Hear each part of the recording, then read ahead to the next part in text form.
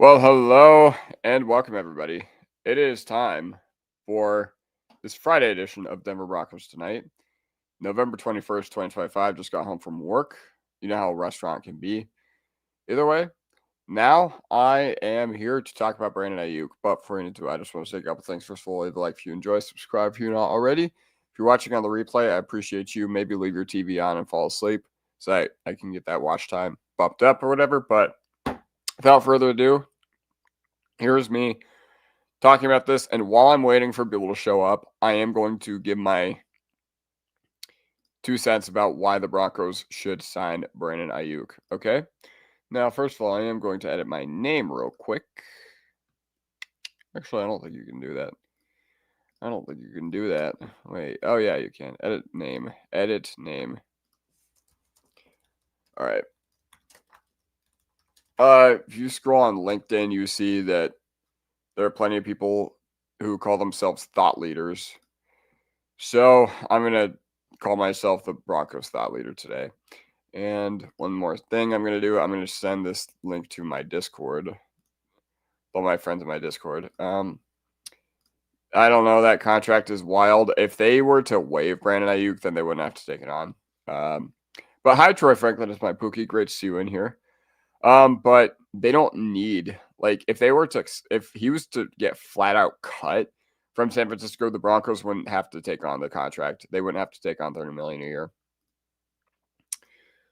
I like our young guys too, but we need to add one more weapon. Okay. I like Troy, but he to me is more of a depth piece. He's more to me a wide receiver 3 than he is a 2. He's not ready to take the role of a 2 yet. Sutton obviously getting older. We'll see. Either way, time for me to share my case about why the Broncos should sign Aiyuk. All right. Everybody's favorite tool, reception perception. So, really with Aiyuk, like, I don't know. Aiyuk's 2023 was plenty good for him to demand this. Because Aiyuk was, in 2023, one of the best receivers in football. Like, straight up, he was one of the best players in the sport. All right? Well, I'm not going to say one of the best players in the sport, but he was a very, very good player. He was a really, really good player for San Francisco. But, wow, we already got 13 of you in here. What's up, everyone? Hopefully you guys are doing amazing on this Friday night. I think the front office will view him as a non-culture fit. Wow, we already got 28 people in here. Holy cow. We aren't signing Aiyuk, unfortunately. I think the front office will view him as a non-culture fit. So here's what I have to say about that. Kyle Shanahan is one of the pettiest guys in football. And it's no surprise to me that, bridges are being burned here. Mainly because, first of all, Shanahan has had problems with Aiyuk going back years, like ever since they drafted him. I remember in his rookie year, Kyle Shanahan said something, and then Kyle Shanahan said something, or Aiyuk got soft benched in 2021 at the beginning of 2021. Then he was good in the second half of the year, and then he got hurt in 2022, and then in 2023 he had a real wide receiver 1 breakout season. But Aiyuk is a very, very, very good football player. Like, I think anybody, well, he was at least. And I'm not here to say that things can't change on a whim. For new viewer, what's the topic of discussion? Hello, Bloody X2138. Thank you. I appreciate you popping in. It's basically, should the Broncos sign Aiyuk? Yeah, but here's what I'll say. Troy Franklin is my Pookie. He is a diva wide receiver, and Surtain doesn't put up with this. Apparently, it was between us and the Patriots for Diggs. So the Broncos, they clearly feel some type of way about this wide receiver room. No doubt in my mind, Emeka Egbuka would have been the pick had he lasted until number 20. But even though he's not a diva, he doesn't fit the prototype. But, I don't think that, we really don't do the diva wide receiver thing. But that being said, I think Aiyuk is plenty fine. And listen, he's not a guy who you would sign him and he's like guaranteed to make your team or whatever. Like, if they were to take a flyer on him, if they were to take a straight up flyer on Brandon Aiyuk, then they could literally sign him for the vet minimum for all I care. But, obviously, I bet he would have some suitors in the open market. But The Broncos, in my opinion, would be absolutely foolish to not kick the tires and at least see what's good out here. Yeah, either way, here are some things that Aiyuk has done. All right. So, I don't know. Reception perception, Brandon Aiyuk. One of the best route runners in the sport. Like pure separation, pure route runner.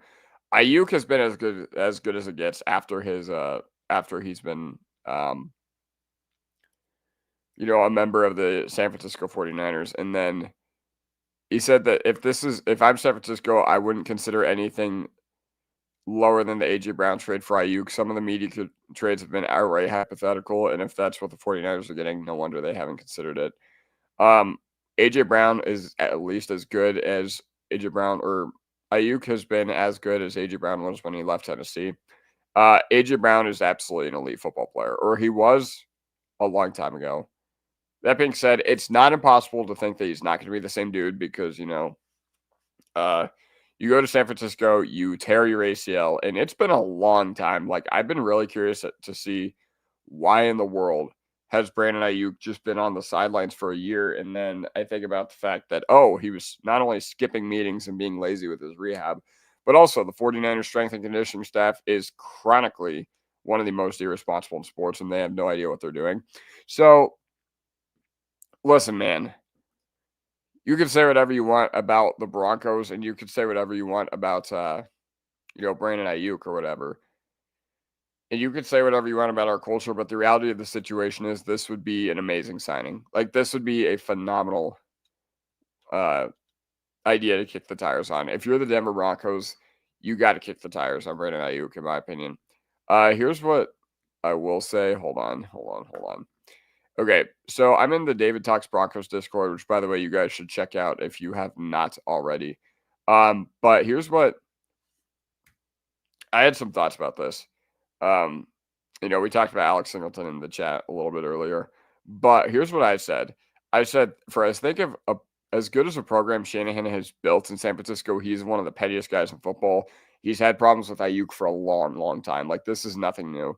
And sure, Aiyuk made a complete fool out of himself during those negotiations, last summer or whatever. But plenty players act uncharacteristically.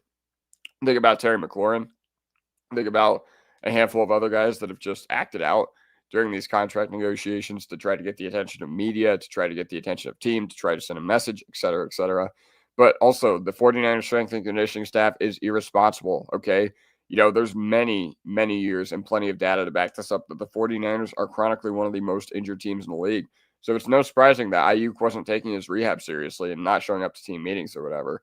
But, and at the bottom of this, I said, I'm not saying that we should give him a market deal or anything like that.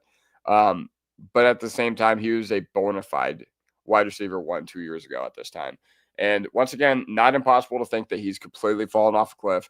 Not impossible to think that he's completely regressed. Very well within the realm of possibility that he is no longer the same player. And honestly, I think if you signed him expecting him to be the same player, you would be a big fool. You would be an absolute fool to expect the same Brandon Aiyuk that the 49ers got in 2023. That being said, we are 2 years removed, probably 3 by the time he steps on the field, of Aiyuk being one of the best receivers in football. So, all this, it makes me think we should absolutely kick the tires on Aiyuk. Like, to me, it's not even a question. I think if you are able to get him for around $10 million a year or even less, I think that's a slam dunk. I think you do that even in a heartbeat. Now, obviously, the caveat is how are NFL teams going to value him? The caveat is how are NFL teams going to look at his body of work? Think about him being let go from the 49ers, and how are they going to, evaluate that in the free agency process? But yeah, that's all I have to say about Aiyuk. Like, I'm not going to completely harp on the guy. I'm not going to harp on this for too terribly long, but hold on.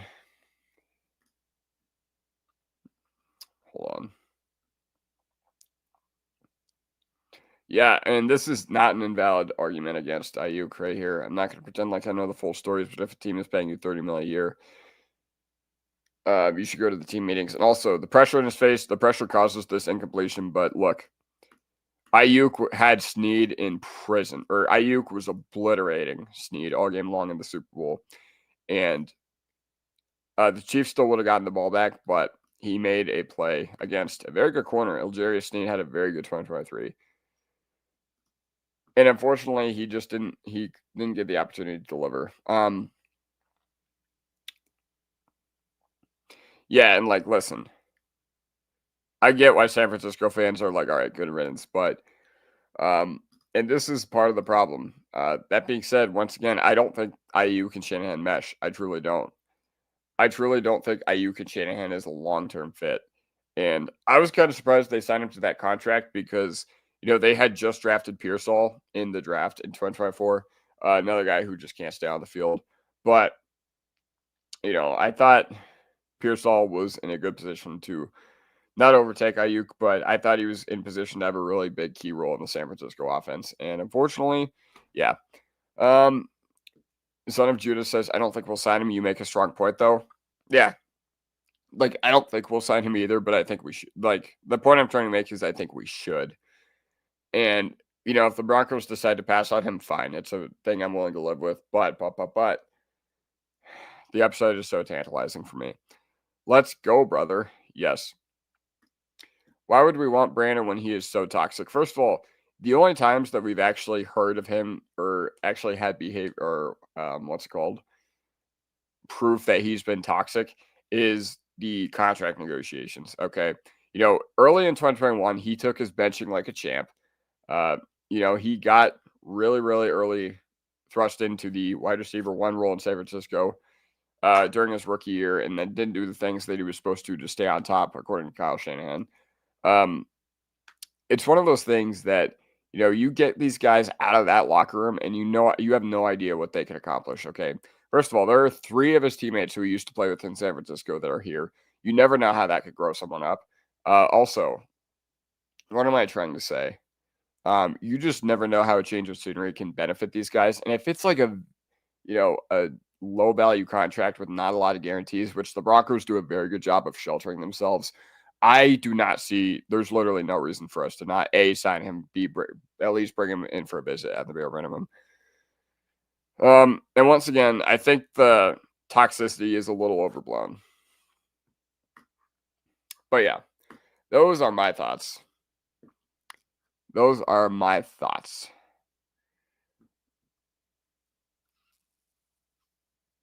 How do I make this banner a different color?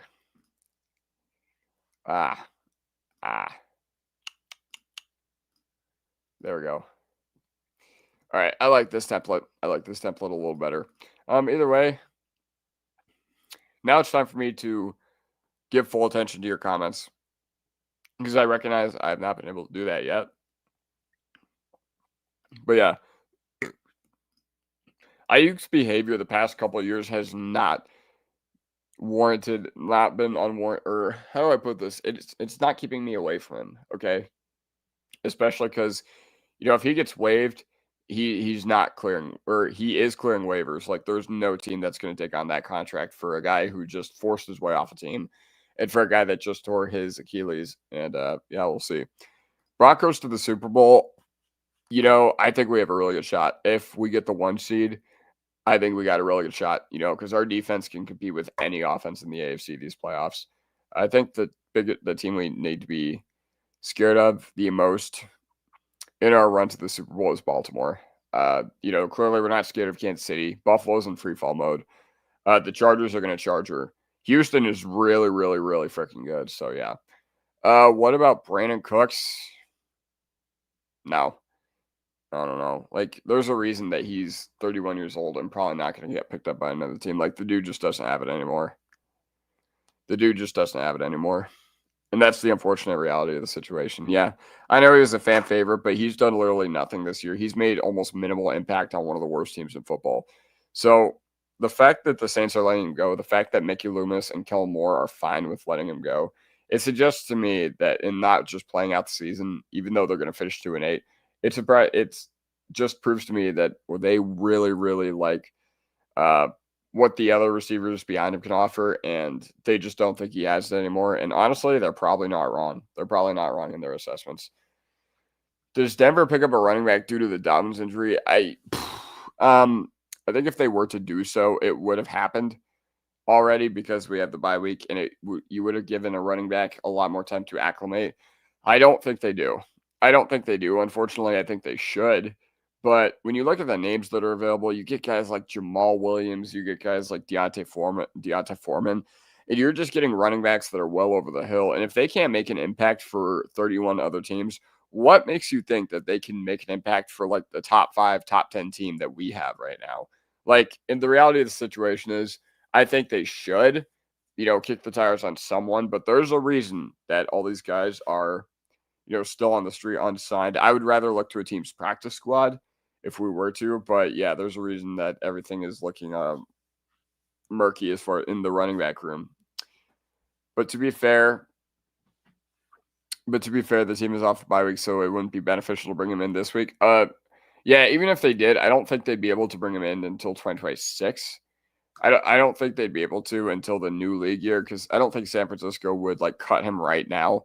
And obviously he's not ready to play. Like the 49ers haven't activated him. The 49ers haven't I don't know how his recovery is going, but the 49ers, he has not had the opportunity to dress this year. He's not had the opportunity to even see the field.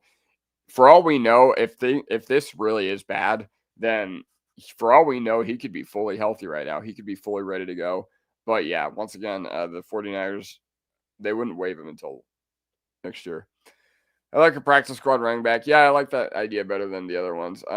Who's out there that's good? Dameon Pierce was just waived by the Houston Texans. I'm trying to think. Practice squad running back that's good. See, the problem is if all these guys were actually good, they'd be on 53-man rosters. But if you're talking about who I think we should bring in, I think we should bring in like a bigger back type, like somebody who can run between tackles. I mean, Dameon Pierce is out there. I know that my boy Mark floated that for a while yesterday, and honestly, I'm a little intrigued. That's on Jalil's performance Sunday. Very happy with him. I honestly was a lot more impressed with him than I thought I'd be. I wasn't very happy with him when we used him against the Jets, and they had that London game, because honestly, I just didn't think he played very well. But all right, sorry, I had to spit. Either way, yeah, Jalil's performance on Sunday, he played well. He played well, and honestly, I was expecting it to be the Tyler Bidet show. That backwards hat looks stupid, but I was expecting it to be the Tyler Bidet show, but Estime. Or no, I was expecting it to be the Harvey show, but Jalil showed his keep. Estime is on the Saints 53-man roster, so that's not a realistic possibility at this point.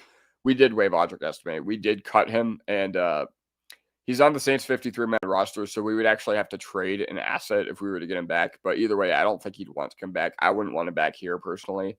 I don't think it'd be beneficial if we were to, sign him back. I think it's just one of those things where all parties involved just needed to move apart from each other.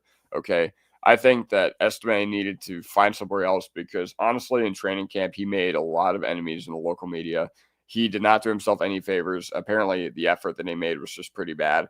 And ultimately, with Audric Estime, I think people have amnesia when it comes to Estime, because I remember the playoff game last year, and I was like, oh my God, this is the first time we're in the playoffs in a decade, and we're deactivating Audric Estime. So for me, this past summer, the writing was on the wall. The writing was on the wall for Audric Estime. I didn't see why they were going to keep him on the team. And, I could have said the same thing about Jalil, though. Like, I didn't see a reason for Jalil McLaughlin to still be on this team. But he did more than his fair share last week. Once again, running back's an easy position that's low, that's not very valuable. And honestly, you just need a guy who can run like he's not in mud during some cases. And honestly, sometimes that's more than enough.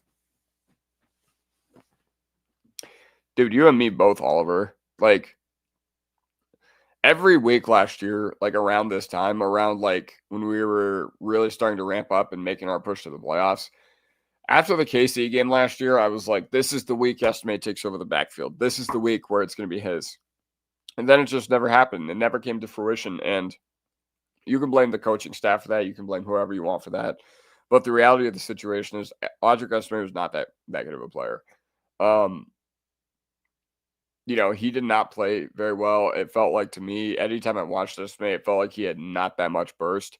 So yeah, that's how I feel about estimate. Honestly, I feel like Jaleel was set up to fail last year. We can never commit to the run enough for someone to heal up. I get what you're saying, but I don't think Jaleel was that good either. I didn't think Jaleel played that well either. He's running behind these same exact 5 guys, or 4, I guess, with powers out that we had last season, and I still thought we did not do a very good job run blocking. That being said, I thought the running back play was extremely poor. I didn't like the way Jaleel ran for a lot of last year. I didn't think, the coaching staff, they didn't want him out there a lot because he's an undersized guy. So he's 5'8", 5'9", 187 pounds. And that's not invalid. I can't blame the coaches for that. But he also doesn't catch passes. He doesn't play special teams. He doesn't break tackles hardly unless it's early whistled for whatever reason. But yeah. So yeah, I agree. You think we're probably seeing more Prentice on third down? I 1000% think so. Like, Adam Prentice, he is a tell to the opposing defense, but when he's that good at pass blocking, it doesn't matter. It doesn't matter. Like, he earned more time on third downs with that incredible block he had. So, yes, I think that we are going to see more of Prentice on third down. And, Bidet is still probably going to be a strict special teamer, like maybe change of pace guy, but Bidet should only be getting like probably 2-3 touches or snaps a game on the offensive side of the ball. I think that with him and Harvey, we should be fine. He's no J.K. Dobbins, but Jalil's good enough, I think. Yeah, I would say that he's probably good enough. Like, I think there's nobody better on a practice squad right now, but yeah. I think you're right, though. I think you are not wrong. Singleton is our weak link. Nice dude, but he's a pile jumper. Sternad and Dre should be the starters. Agreed. I agree. And Singleton has really turned it around. Like, he started the year terribly. Like, throughout week 2 against the Indianapolis Colts, I was like, this guy doesn't have it anymore. I was like, this guy should have never been on this team in the first place. But, yeah. So, that's how I feel about that. Now, I will say Singleton being a culture dude, that matters a lot to this organization. They've made it appear as such, so whatever. But, yeah. Singleton is not that good. I agree with you. And I'd be very surprised if he returned to this team next year. Thoughts on JK coming back next season? I'd be all for it. I think it needs to be like another heavily incentive-based contract with a low base salary. But that being said, yeah. Singleton gets too much hate, in my opinion. He's been playing a lot better. Yeah, I probably am too critical of him, but, I don't blame him for being terrible in coverage. I blame the team for not finding a solution at inside linebacker when they completely ignored that position in the draft, completely ignored it. I mean, they brought in Greenlaw, but they probably should have re-signed Barton, if I'm being completely honest. Barton Sternad Greenlaw is a much better room than Barton Sternad or Singleton Greenlaw Sternad. So yeah. But yeah, Sternad has had an incredible year. Singleton has getting too much hate. He's been playing a lot better. Yeah, once again, probably one of those guys that I probably hate on a little too much, but I don't apologize for how I felt about Singleton after the first month of the year. That being said, I promise, I had no idea what he was dealing with. Once he's off this team, I promise no more slander. Because once again, it wasn't his fault that he was thrust into this situation this past year. It was the team's fault. I was about to say, like, what? I hate Brandon Aiyuk's attitude, so you're going to have him. And then you say, I'm going to miss Brandon Aiyuk. That's so funny. That's so funny. So which one is it, Mateo? Which one is it?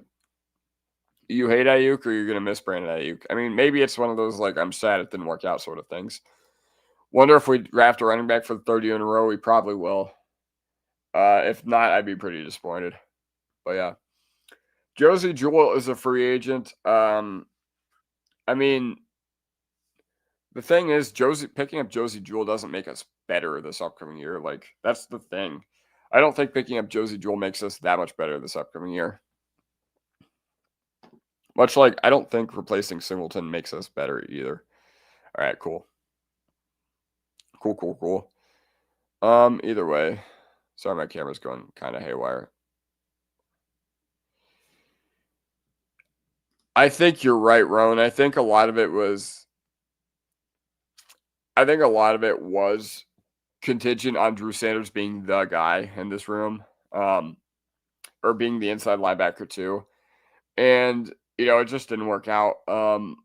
I still would have liked for them to have made at least one more acquisition in the inside linebacker room, but whatever, such is life. But yeah, I thought Sanders would also be healthy this year. And unfortunately, it just didn't work out. And when your depth is bad at a certain position, the misses that you have are magnified. And Drew Sanders right now is a miss at third round linebacker. You think about other third round misses we've had, Dulcich and Sanders have both been magnified because of the fact that we were trash at both positions. It happened for a while now. So yeah. Hold on. Shit. Sorry, y'all. Okay, sorry. All right, either way, yeah, that's why. Do we have a feeling that Payton is keeping his bag of plays for the playoffs? No, it'd be really stupid if he was. It'd be really stupid if he was, just not doing anything and he was keeping his plays like based on how poor we've looked at a lot of points this year. It'd be really stupid if that were the case. I do miss Barton, and letting him go after he had such a great year made me sad. Yeah, man. You must like Corona Reed though, right? But yeah, I agree that seeing him go was sad. I get why they did it, but yeah, because they did need to upgrade. Like Barton showed last December that he's not a pivotal guy. He's not a guy who can carry the room, but he should have never been asked to do that. No Bromo, but I'm watching him in the shower. Hey, it's perfectly fine. I watch YouTube in the shower all the time, dude. Broncos are probably going to win the Super Bowl. This is a 49ers fan saying this, so I appreciate you thinking that highly of our team. If they keep Alex Singleton, no one cares about assisted tackles. Look at his solo tackles, and Singleton is overrated. Yeah, agreed. Like Singleton, if you're one of those people that likes box score defense, which I sure as heck don't, because playing defense does not show up in the box score. It just flat out doesn't. Singleton is not that good. Singleton's very overrated. I agree. That being said, he has played better. But agreed. Like, he's not that good of a player anymore. That being said, I get why the front office wanted to keep him around. He's clearly an important piece of what they want to do. So, yeah. One sec. I'm going to restart my camera real quick, but I'm going to switch to my webcam really quick. All right. I'm going to restart my camera here real quick.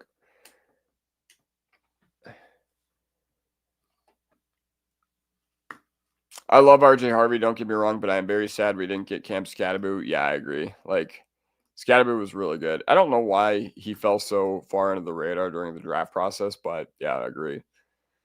I'm pretty sad we didn't get him too, but man, I don't know. I would absolutely hate Payton for that, man. Keeping Alex Singleton, oh, yeah. Yeah. No Bromo, oh, yeah. I remember watching this. Give Eric Hendricks a call. I'd be fine with that. The thing is, though, we don't need like linebacker depth right now, so I don't see why everybody's like. I wonder how this Singleton thing came up because I don't know, but Singleton will be back for the playoffs, and I agree that he should be the third linebacker on the field, but we'll see. You love oh yeah, Utes fan. You love Corona Reed, Loner Reed, Ellis, and Bowles. Now, the next thing is once Dalton Kincaid is released by Buffalo, the only thing that's left for us to do is snag him on up. If Aiyuk is released, does he go on waivers and do you keep him for next year if claimed? So here's what happens. If Aiyuk is released and you claim him on waivers, then yes, you would keep him or I don't know about the rules about like keeping a guy, like, not being able to cut him or whatever. That being said, you would have to take on his contract. You would have to take on the current contract, and no team is going to take on Aiyuk's contract in waivers. That being said, like, then if he gets cut and clears waivers, then he's free to sign with anyone. So yeah.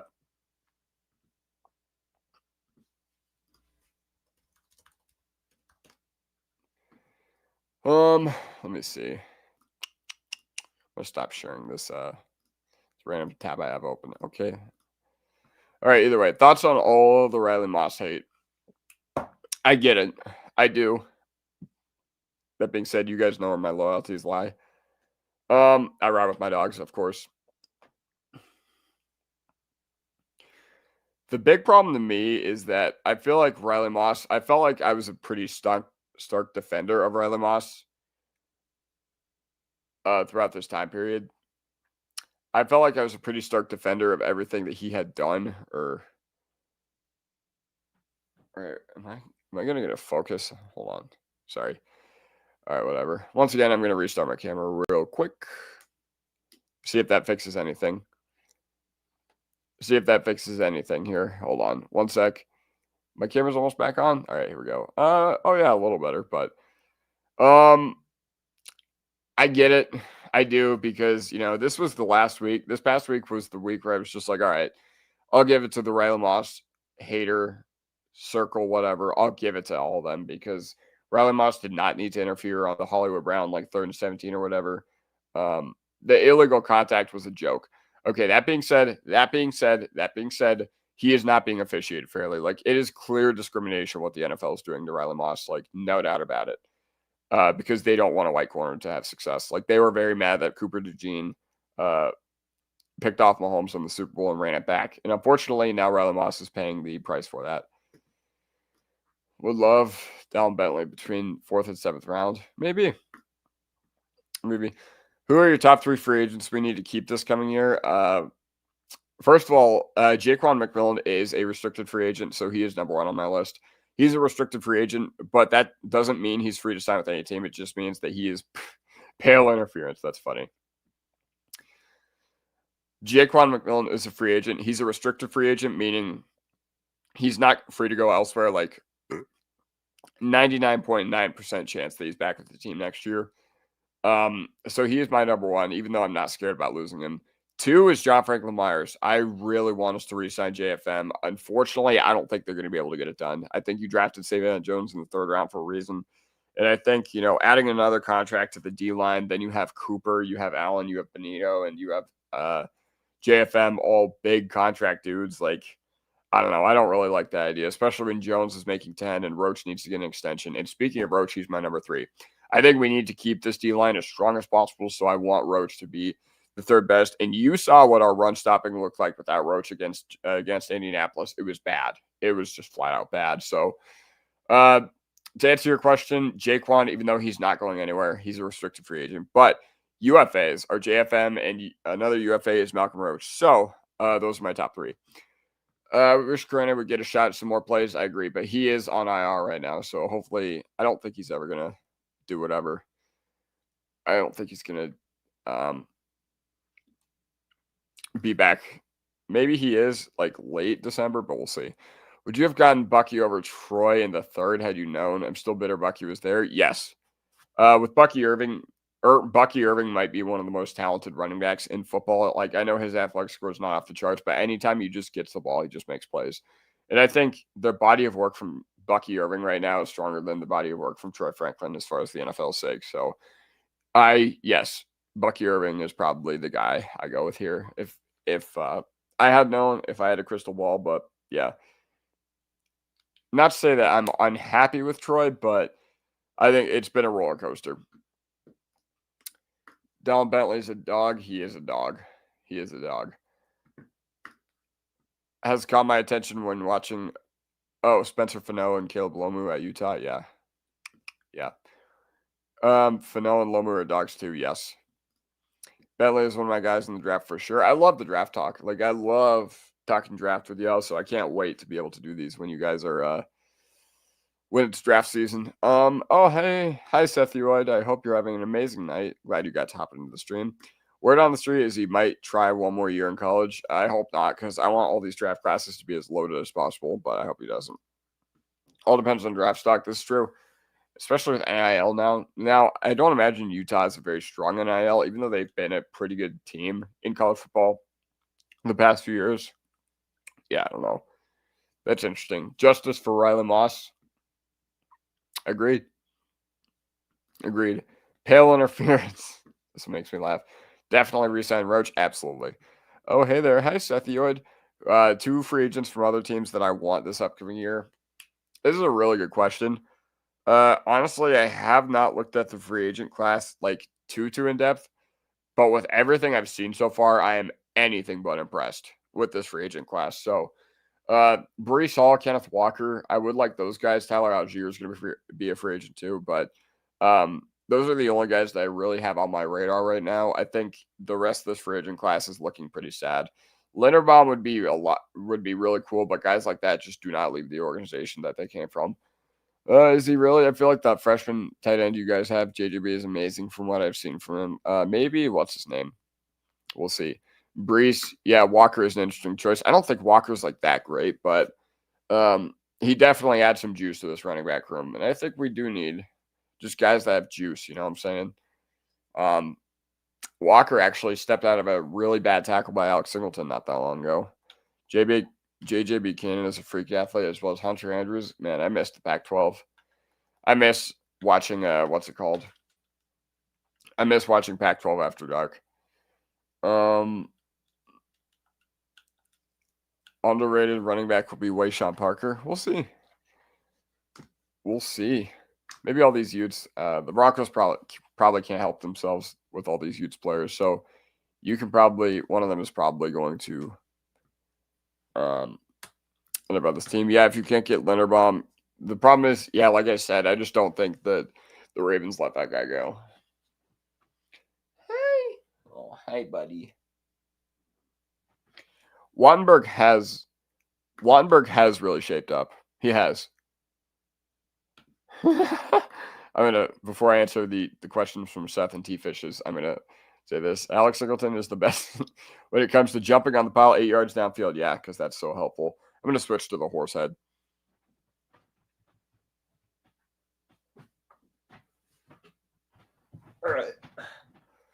All right. Tyler Algier would not be a bad signing. He had 1K his rookie year. He did. I liked him ever since he was at BYU, and he was good. Unfortunately, they drafted Bijan 8th overall, and that was kind of the end of his ceiling in the NFL. But anytime he's gotten the chance, like, he is a quality player. Wattenberg has really shaped up. What I'll say about this is he still drives me crazy with the snaps. I just realized that wasn't snaps, but I dropped one. Yes, thank you, Oliver. I appreciate you. Check out my other content. Love to see that. But Wattenberg has really shaped up. So here's what I have to say about Wattenberg. I get why the local media was dunking all over him the first half of the year. I think he has really gotten a lot better. And he's not the worst center in the world. But he is one we can upgrade upon. Like, if the Broncos decide to go free agent center or draft, then I wouldn't be surprised at all for centers. But yeah, so Wattenberg has really shaped up. It wouldn't surprise me if they extended him because ultimately he is a free agent next year. But yeah, he has really shaped up, but we can still upgrade. That's how I feel about this. Now, if the team decides to, what's it called? If the team decides to keep Singleton or keep Wattenberg, then by all means. Are you on Twitter? I am at Kodiak Broncos, same as on here. Rather Wattenberg get a bag from a different team. Yeah, I get what you're saying. But it wouldn't surprise me. Like, I don't think we get better by letting him walk. I truly don't. But if you have a plan in place to replace him and you can get a high quality center in free agency or the draft even, then that'd be ideal. First 5 picks, what positions are you filling? All right. So obviously we don't know what free agency looks like yet. That being said, here you go. No order, by the way. Interior offensive line, tight end, defensive line, linebacker, receiver. The only one that I really, really hope we don't do, I hope we don't go edge and I hope we don't go corner. Definitely hope we don't go quarterback because honestly, I think, looking at edge, looking at corner, looking at all those, like the skin and bones, it's perfectly fine for the team. Like, we're not losing any guys. We're not expected to. And yeah, you want to keep your pipeline strong at those positions, but bring in quality UDFAs. Free agents are going to be ready to hop ship, come here in a heartbeat. Yeah, they are. I mean, they already were this past offseason. Like, you had high ceiling guys like Greenlaw, Hufanga, guys who are have all pro potential. You had Evan Ingram, who was pretty highly regarded tight end. You had J.K. Dobbins, who 31 other teams could have had, and he still chose you, but still, yeah. Bump my music, Bob Pavelli on all platforms. So, I mean, hey, if you're gonna give me a comment, I'll give you the platform. Love me some Singleton. Greenlaw had a guy catch pass right in front of him and get a first down before he caught up. If that was Singleton, that would have been the narrative. Yeah, I agree. But and Greenlaw has not been like the game changer yet, but he's been a very good player. And Hufanga and Greenlaw, they both missed their tackles. So that's crazy. But yeah. So we'll see. Basically, the Cushenberry situation all over again. Yeah, I agree. Like, this is Lloyd Cushenberry was never really that good. I don't think he's been that good in Tennessee. But, when the Broncos are very resource strapped, so they had basically no choice but to start a fifth-round rookie in 2022. Luckily, Wahlberg is pretty good at pass pro, but he's not that good. He's bad at run blocking. If we lose Vance Joseph, what's the dream pickup for defensive coordinator? I think we already have our defensive coordinator in-house, and I'd be really happy if Jim Leonard got a shot. I remember Tim Tebow ran past him, Jim Leonard specifically, to win the game for the Broncos in 2011 against the Jets. And I also remember Jim Leonard getting an interception for us in 2012, and I remember him spiking the ball and getting a delay of game penalty. Fuck you, heavy playoff from Norwalk, California. I appreciate you. Man. I hit you up on Twitter. Thank you for all your engagement, Oliver. Really fun time talking to you tonight. By the way, the Greenlaw situation, that reminds me, Evan was working through injuries. I imagine we see his role and snap increase. Yeah, I agree. Like, I also imagine we see his effectiveness increase as the season goes along, because this is still a brand new system to him, and he didn't have the luxury of like a full off season like Hufanga did. So yeah. 4 out of 5, baby. Heck yeah. I don't know what you're talking about, but I'll act like I do. 4 out of 5, baby. Cup and Debo wanted to come here too. I thought we wanted Cup. I didn't think he wanted to come here. It was like either down to us or Seattle for Cup. And Debo wanted to come here. Yeah. I think, Debo probably had some interest, but I don't know. We'll see. Like, the problem with Debo is we already had a guy who did what he does, and we had a guy that did it really well in Marvin Mims. Now, Marvin's obviously missed talent, but yeah. Can see us double dipping at certain positions. Agreed. Like tight end, Green Bay did it back in 2023 with Kraft and Musgrave, and yeah, it kind of rebuilt their whole room. So yeah, we'll see. But Greenlaw doesn't have a perfect QBR when targeted. I don't think it's that bad. Like, I don't think Singleton's allowing a perfect QBR, but Singleton when targeted is terrible in coverage. That being said, Greenlaw has actually made game-changing plays this year, and I don't think Singleton's made any like high-impact plays. I really don't. Once again, I respect Singleton. I love his energy, but the reality of the situation is probably not on this team next year.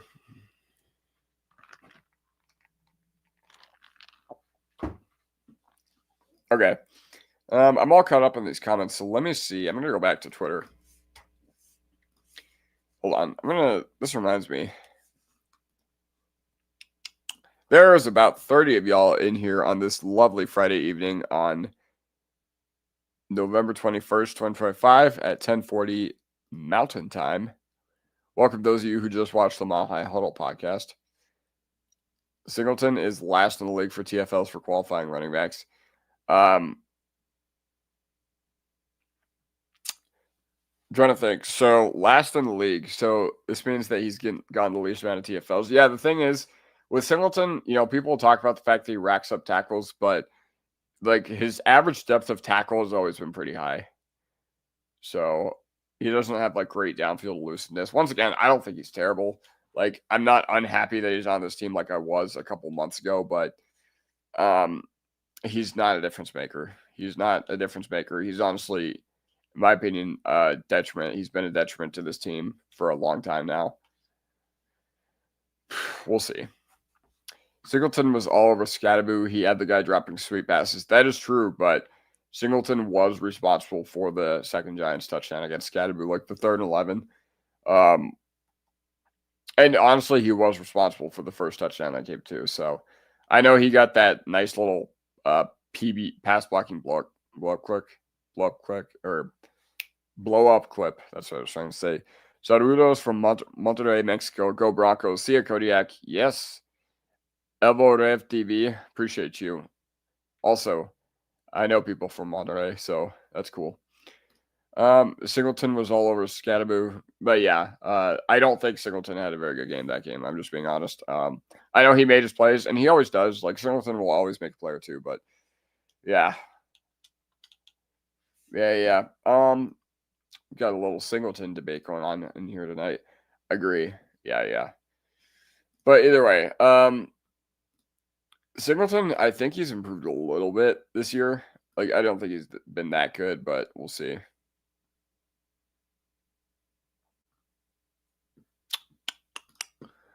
Hold on. There was a tweet I wanted to showcase.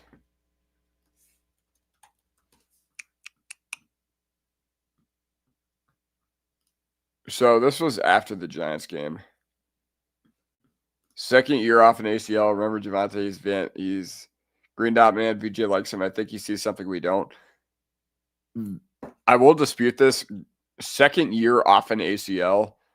He's going to be 32 next year. Okay, Javonte was like 23, 24 when he was in 2023, his second year off his ACL, 24, whatever it was. Okay. Singleton is not going to get better from here on out, regardless of how well he recovers from his ACL surgery. He was a declining player in 2023. What else happened? He does best opposite a heavy hitter. Remember Singleton and Jewell? I do. Singleton had a really good year in 2022, but this upcoming draft, you shouldn't skip out on one. Yeah, I agree. But Singleton had a really, really good year in 2022, but the problem is I think that was now a complete mirage, especially with an upgrade to Surtain and being next to Greenlaw. I think that he just still hasn't played that well, if I'm being honest. Now, once again, I like him. I like what he brings to the defense. I love his energy, but once again, he's not that good of a player. Finally, I found this. So this was a shout out to Zach Seegers for tweeting this out. He said that the gap between Singleton and Sternad in passer rating allowed is greater than the gap between QB1 and QB41 in passer rating. So basically, when opposing quarterback targets Alex Singleton, they're basically 2013 Peyton Manning and somehow 14 points better with passer rating. And once again, like he had a really couple of good games against Dallas, against Houston, against the Raiders. Like he had a really, really good couple of games, but yeah. Hey, maybe Sanders finally gets off IR. Drew Sanders doesn't exist, and I've just accepted that for whatever reason. Drew Sanders just doesn't exist. He's just an idea, and yeah, I guess I'm okay with it. No, I'm kidding, but yeah. So this is what I had said. Here are the replies to this team. I said Landon said he shouldn't even be on the team this year. I said the fact that he was penciled out inside linebacker 2 after sucking 2 years ago was absolutely clownable work by the front office. And then he said shouldn't have been on the team this year. For all the positives, Denver did in the offseason, keeping Singleton off at ACL and penciling him as a starter when they could have saved $5 million by letting him go was just unfathomable. The reason I agree with this is because Singleton, like the thing that irks me about Singleton is not the fact that they brought him back, but the cap hit. $6.9 million, and they didn't even consider cutting him as far as I know. So, yeah. He does play super hard. I love his energy. I love what he brings to the defense. He's done so much good stuff in the community. He truly does bleed blue and orange, and I will forever respect him for that. And after this season, just knowing what he was going through with, cancer and everything, and the fact that he had his nut cancer or whatever, after this season, I will not say a single bad word about Alex Singleton, but he is still our problem until February 2026. Granted, he has been way better the past few weeks, but once again, I still just don't think he's that good of a football player. Sanders might be a lost cause, sadly. Yes, I think you're right. Like, if you're expecting anything out of Sanders at this point, the thing that sucks is when you miss on a third-round pick, if the cupboards are stacked, like Baron Browning was the third-round pick we missed on, and nobody gives a shit because we had Benito and Cooper both break out in a huge way.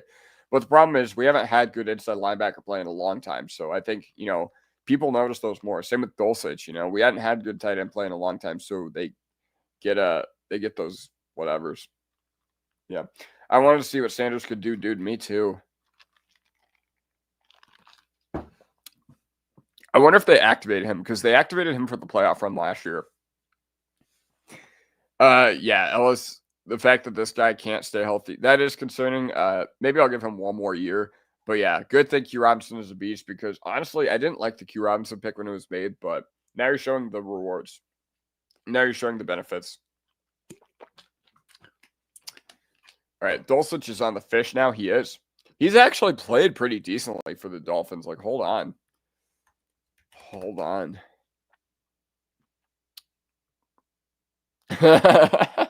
This is how Dolphins fans feel about Greg Dulcich. That's funny. At least Greg Dulcich looked decent. Greg Dulcich is awesome. He's 25 years old, too. Guys who were discarded by the rest of the league. Guys like Jack Jones, Greg Dulcich, Riley Patterson, Rasul Douglas. Wow, they did. The Dolphins are a wide roster of rejects, aren't they? Robinson is very good on special teams, and that sack he had on Mahomes to go 3rd and 1, that was crazy. Like, that was so clutch. That was insane. Dulcich is playing for the Dolphins now. Watching him blow an easy TD route shows exactly why we released him. Yeah, he's not that good. He really is not that good, and I get why we cut him because Sean Payton also hates guys that don't block, and Dulcich never blocked either, so that was bad. But he also couldn't catch passes while he was here. Bro, last week against the Commanders was sad. That was sad. It's funny watching the guys we released starting for teams across the league. That is true. That is true. Although, the thing that sucks about that is that we've had the worst tight end room in the NFL over the past 3 or 4 years. So the fact that he couldn't make an impact here and the fact that he went somewhere else, like, that says more about him in my opinion. But yeah, I get what you're saying. Like, it is funny, isn't it? Hold on. You guys can now see my cat in 4K. Here you go. Hey, buddy. He does have great flow hair. Okay.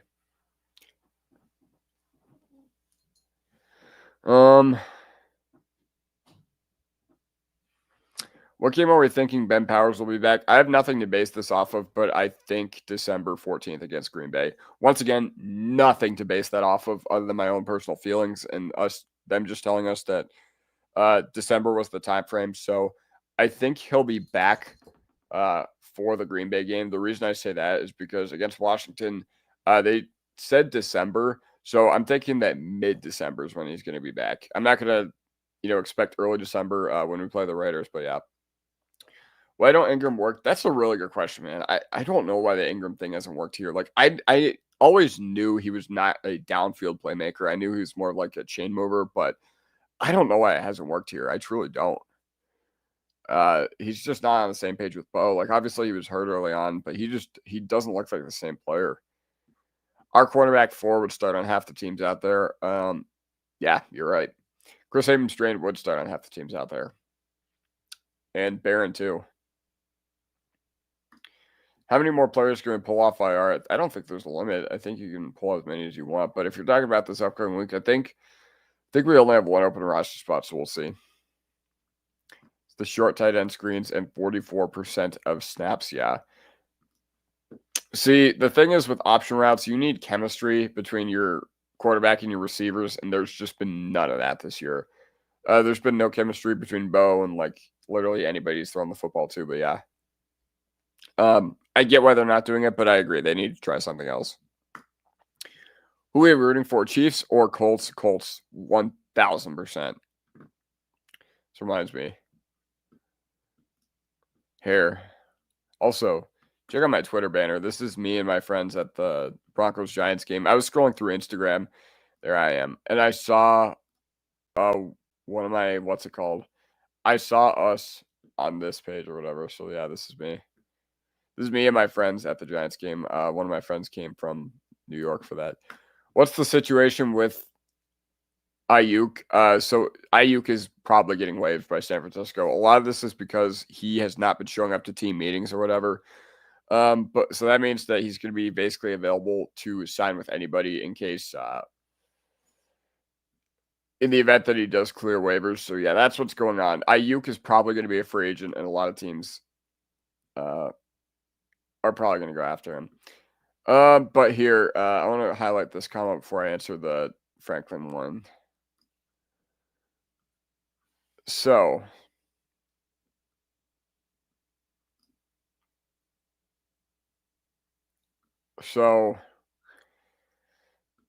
this is how I feel about it.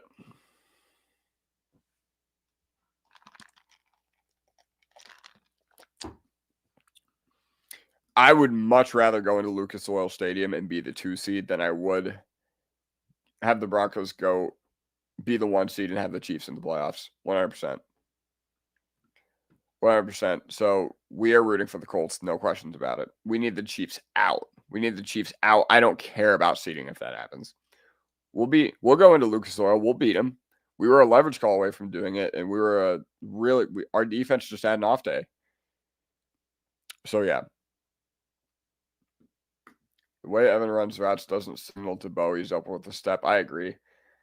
And if they send Evan on the slant, he'll blow up. This is true. But yeah. Franklin chemistry with Bo would be nice if he caught more. The Franklin chemistry with Bo, like that is so insane to me. Also, Franklin has not been consistent enough as a wide receiver too, in my opinion. Like I think he just flat out needs to be better. I think Franklin just flat out needs to be better. He needs to run better routes. He needs to catch the football. He has literally some of the worst hand-eye coordination I've ever seen from an athlete. But he is getting open. He's getting open at will. And the fact that he's earning all these targets, like that says a lot about him.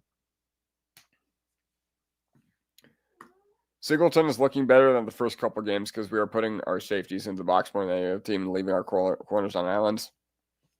That's true, but part of this is that Hufanga and Jones are just so like havoc causing around the line of scrimmage that you can do this.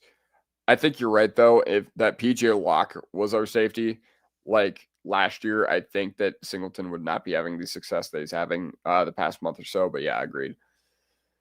Here's a question: do we sign Dobbins next year? The foot sprain what isn't injury prone? I agree. That was a dirty hit. Who do you replace him with? Good question. Once again, I brought up Breece Hall. I brought up Kenneth Walker in this chat, but I think you do re-sign J.K. Dobbins.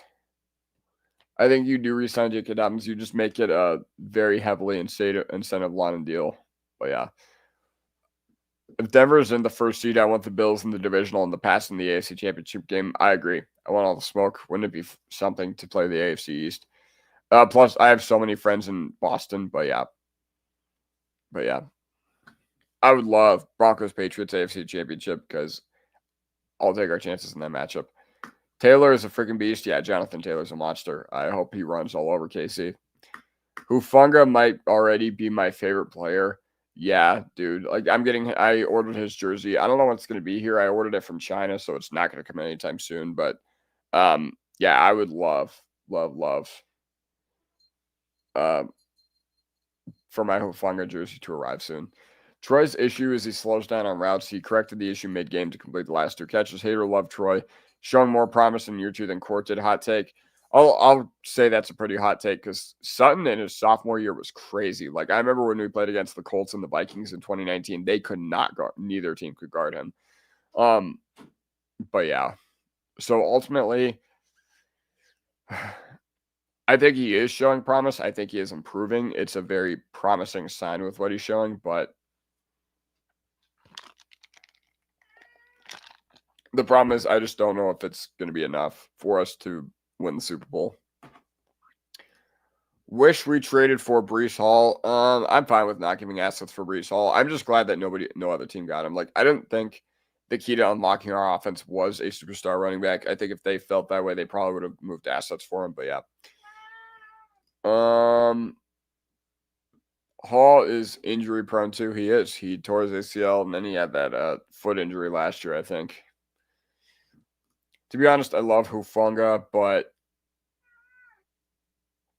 Brandon Jones doesn't get enough love. I keep mistaking him for K-Jack with 22 on. I agree. Brandon Jones is not getting the recognition that he should throughout Broncos country. He's a big reason why we were able to turn around so quick.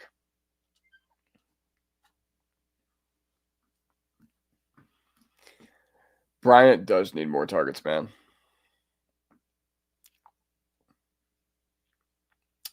Bryant does need more targets because honestly, he, for whatever reason, is, I don't know. He's one of the highest floor rookie wide receivers we've ever seen. Where if the play is to him, he makes it. The way he blew up Nico Collins ruined the Texans, huh? Okay. Yeah. Yeah, you're right. Sorry, you guys can hear my cat meowing in the background. Glad Casey didn't grab him. I'm also very, very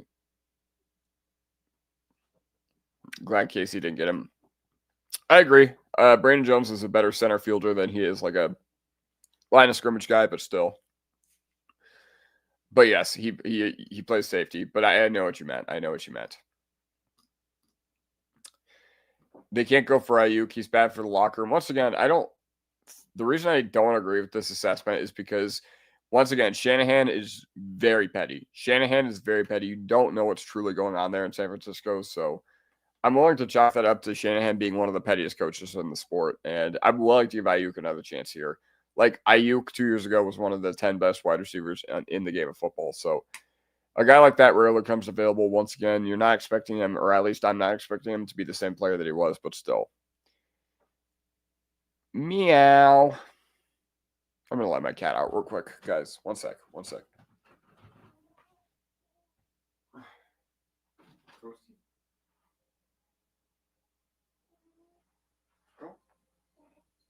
Go. All right. Back at it again.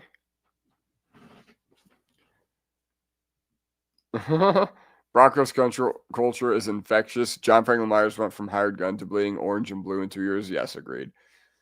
Broncos culture is infectious, man. And that's why I think you bring a guy that has had problems, being a culture guy, character guy, whatever. Yeah, I don't know. I like the idea of trading Ellis this offseason. I don't like the idea of making an area where you're strong at suddenly an area where you need to add another body. Especially when the entire point of the NFL is to get cheap guys on team-friendly deals and build the best 53-man roster you can. And Ellis is definitely a part of that. And Ellis could start for another team, 100%. I don't think diva wide receivers work on a team concept like the Broncos are built. I agree, but once again, I'm willing to chalk that up. You never know what a guy just coming in here with his old teammates like Hufanga, like Jones, like who else? Who else on our team used to play for the 49ers? McGlinchey. We have 4 ex-49ers on a team that are key guys. Jones, Greenlaw, Hufanga, and McGlinchey. So I think you bring them in here and you're probably going to get a different guy. I think so. So what are we doing with our Sunday, gentlemen? I'm going fishing. I'm probably still just going to watch football all day, but they might need somebody at work, so we'll see. Ellis will improve. He will.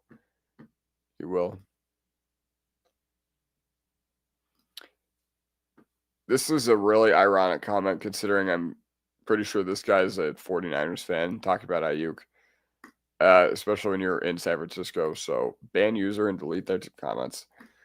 All right. Hello, Seth Eoid. Hello. I don't think you trade developmental prospects. Yes, I agree. Even though you could, a counter argument to this is Vele, but I agree. I agree that you don't need to make edge depth a weakness when it's already a strength on this team. Would you take Judy back? No.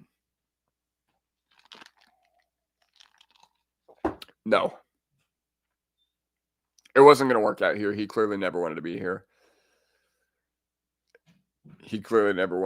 So I was never a huge idea. I never really loved Judy. I love the idea behind the pick. I've never been more excited for a prospect than I was when we drafted Jerry Judy back in 2020. But yeah, I would not take Judy back. I don't want him here. He was a problem causer. He was just such a bad person in the locker room. Now, the reason I'm fine with bringing Aiyuk here is because Aiyuk, I think he was a captain in San Francisco at some point. That tells me that he's not a bad dude, but Judy is literally, no. Judy showed where his priorities were last year on Monday Night Football. He wanted his big game. We got the W. He made it very clear that he wanted to have this big game, but we got the win, which matters more. You may as well get a Raiders player. Yo, KJ. I would absolutely. I'm thinking he's talking about taking Judy back. I cheered when they shipped out Judy. Me too. Like, I didn't cheer, but I was like, yeah, it just wasn't going to happen here. It wasn't going to click here. So, Sean Payton loved him. Did he though? Like, I remember before the 2023 season began, Judy. Little known fact: Judy actually asked for a trade before the 2023 season began. I don't think a lot of people know that, but Judy, after Sean Payton got hired, went into the office and was like, "Trade me." Sean Payton said, "No way. We want you to be here." And Judy played 17 games after requesting a trade. So, yeah. Franklin will be everything he can be and more next year. I hope so. Give me a diva wide receiver. I could pass on a guy like Stephon Diggs, but I'd be happy with a guy like Aiyuk. I thought it was more if we needed draft capital and couldn't pay him. I mean, a little bit of both here. Like, dead cap hit dead cap hit of $50 million. Yeah, like your cap is a little restricted, but signing Judy for 3 years, $60 million would have been terrible based on how little he actually accomplished here. Wilson loved court. Judy is supposed to be a wide receiver 1. What does that tell you? Well, remember when at the end of 2022, Judy went nuclear. Judy went absolutely nuclear in 2022.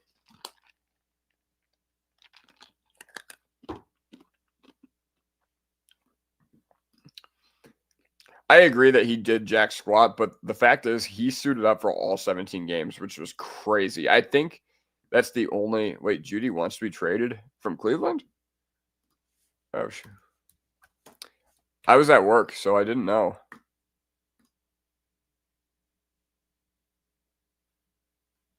Huh.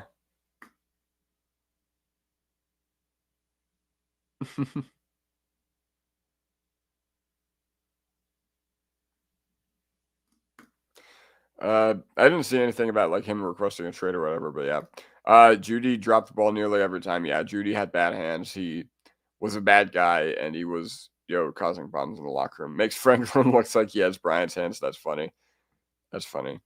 Nah, it's completely fine. Like I did find some stuff about Judy being unhappy that Shedeur was named the starter or whatever, but yeah.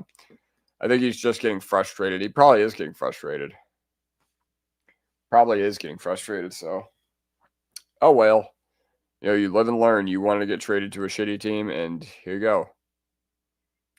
Oh, no, if it's not the consequences of my actions. Hear how much we gave Big Nuts Lutz? I did not. I was actually at work while this happened, too.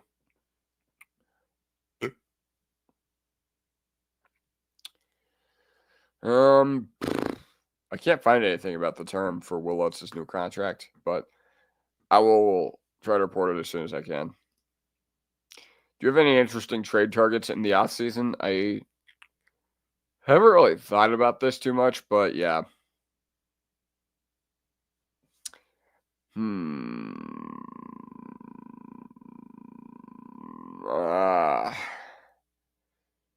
Interesting trade targets. That's a good question.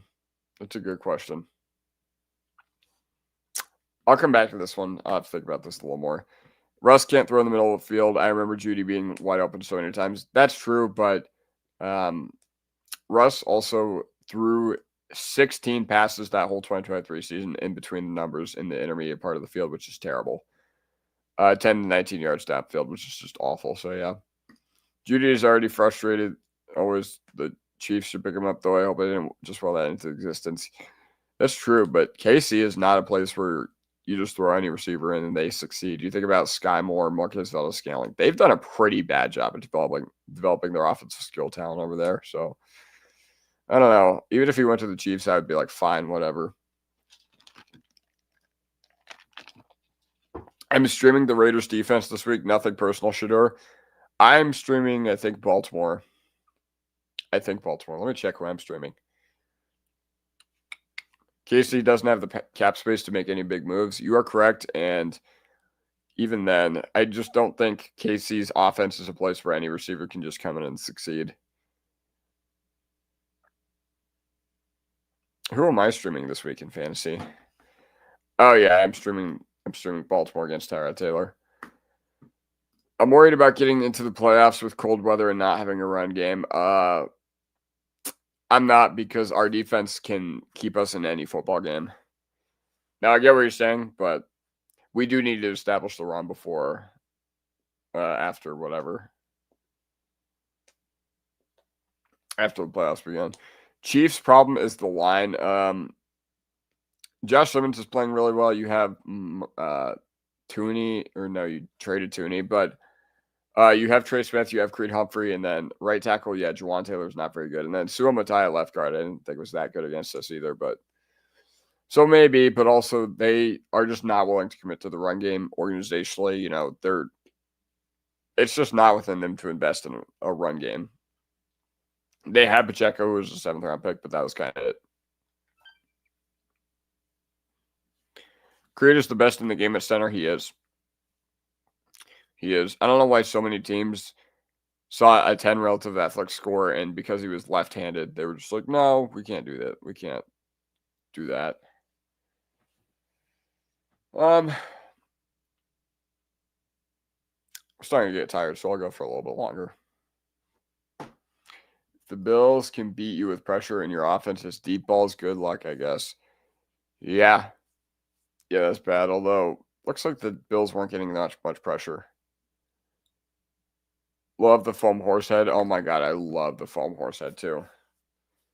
I love the foam head. When they can, Andy abandons the run. Teams with good defenses know how to drop into coverage. Yep.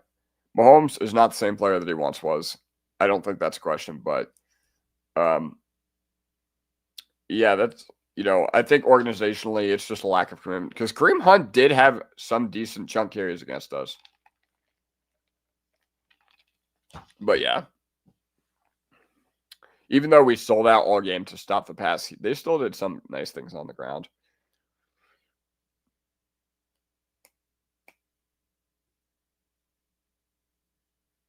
But going back to this comment, Buffalo looks like they're not going to beat us with pressure because Joey Bosa looks washed out there. And the Houston trenches were just dominant last night. And Houston has one of the worst offensive lines in the NFL. So that was bad. That was a really, really bad performance by Buffalo. What's your prediction on the remaining schedule? Actually, let's talk about this.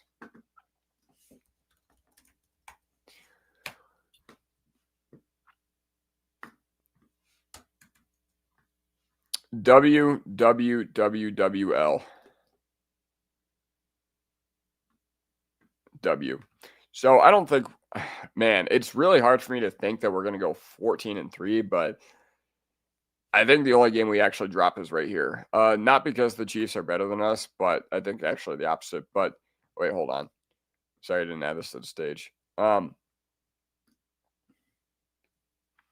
was going to leave the game on a stretcher if he kept running like that. It wasn't a lack of commitment. I didn't notice him being like exceptionally violent when he ran the football, but I don't know. Maybe I'll have to rewatch. They just need to rebuild with actual good players and not pay bums. That's why the Chiefs are going downhill. Yeah, I agree. Like, they've been so bad in the draft that they need to pay up for these mediocre players. It's like the Patriots after the Belichick era. Loved beat the Chargers, man. Seems like they got a number. I do too. I think they do too. That being said, without Slater and without Alt, they do not scare me at all. WWWWL. Only because Arrowhead has been a house of horrors for us. And honestly, if Kansas City drops 3 games until this one, then that would be amazing, because then we'd have a chance to ruin their season and knock them out of the playoffs. But for before 2024, you have to remember we had Herbert's number. Okay, we swept the Chargers in 2023. We beat the Chargers in 2022, week 18, when they were going to the game with their backups.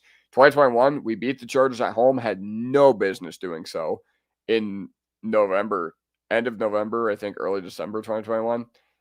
We beat the Chargers 28-13. That was the year when the Chargers made the playoffs. So 2020, we also beat the Herbert on the walk-off. So Herbert, you can say he's had our number the past 3 games, but before that, we had his number.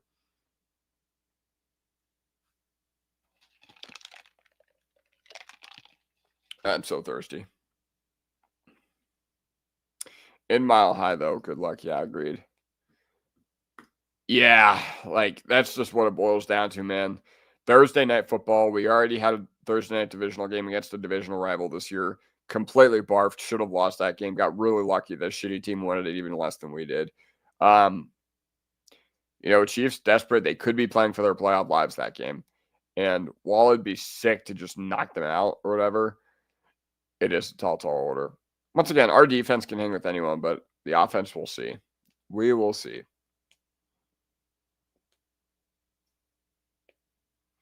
But yeah, I think I predicted us to beat the Chiefs before the year began, but yeah. Good news, Chiefs could win. Good news, the Chiefs could lose. Yeah, I mean, you basically summed it up right there. Okay, then win out. I think the way this squad hates the Chiefs, the way the Shanahan teams hate the Raiders, I think that Christmas game is a blowout. Man, I hope so. I really, really hope that game is a blowout because that would be amazing. Then Kansas City season on a blowout loss at home to Arrowhead. But yeah, I just hope we sing the starters week 18. That'd be sick. That'd be sick. To be honest, I've had that game checked since the beginning of the season. If they were going to get our GOAT, it was last week. Yeah, I think you're right too. I hope we beat the Chiefs and Bo Nix takes Taylor Swift home with him. I don't know. I don't know how I feel about that comment. Like, would it be funny? Yes. Would it be good? No, not necessarily. Also, I really don't like Taylor Swift, so.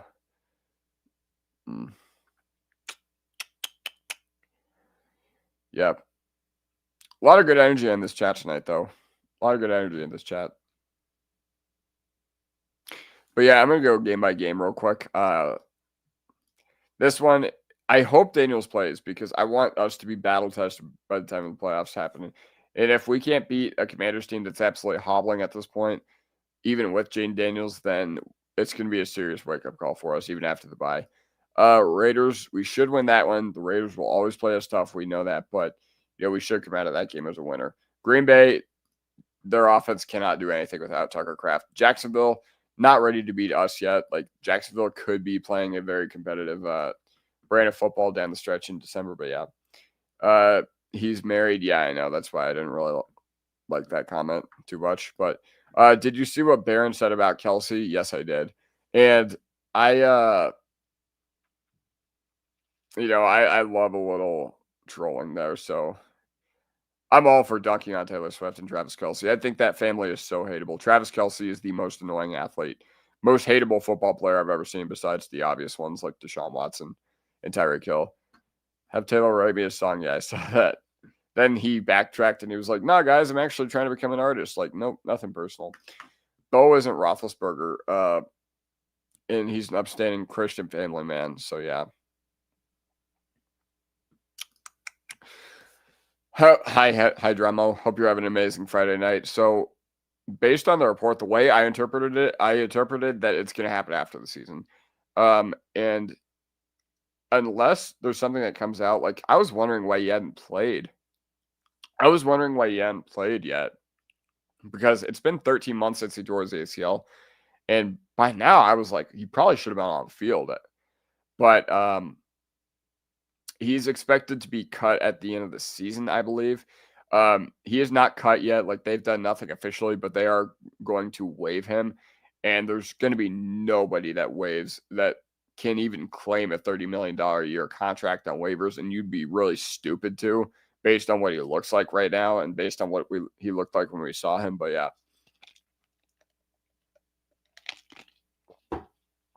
You'd be really, really foolish to claim him on waivers. But if he clears waivers, he is a free agent. He's free to sign with anyone.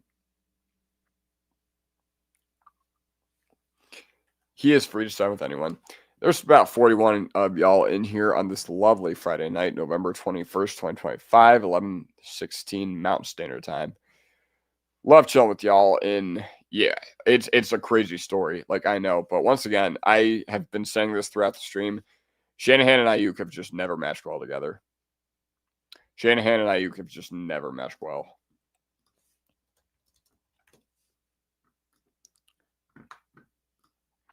Here you go, Cobra. Well, no thank you, Broncos Wire. Here we go. Here we go. So, Barron, he posted this. Jade Barron posted this after we beat the Chiefs. He said, let me see. Tell Swift put me on a song right now.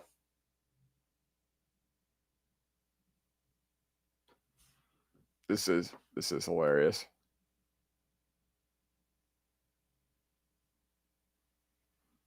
Yeah, I don't know. That's so funny.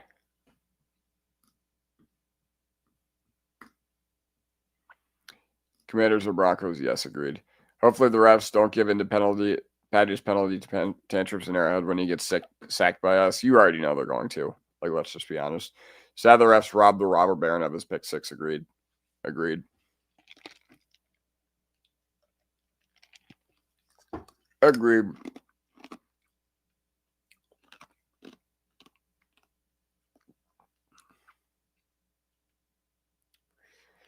But yeah, it was about 34.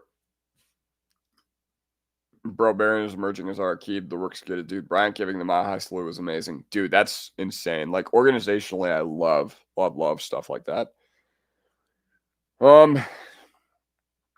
Yeah, I've been going for about an hour 20. I'll see if I can keep going for like the next. I want to lay down.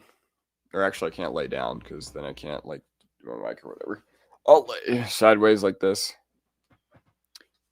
I want to see Riley, K80, and Barron rotating the boundary. I do too, except Barron's been so good in that like shut down tight end role. I don't think the non-call was that bad. I do think he pushed off, but I don't hate the non-call. The reason I don't hate the non-call is because Troy Franklin did something very similar on the game-winning catch. So at least they're consistent. But he did extend. He did push Jaquan off, but at least they were consistent with the calls. That illegal contact was horseshit, though. Absolutely horseshit. So yes, I think he pushed off. I don't hate the non-call, though. I know that's not really a good answer, but yeah.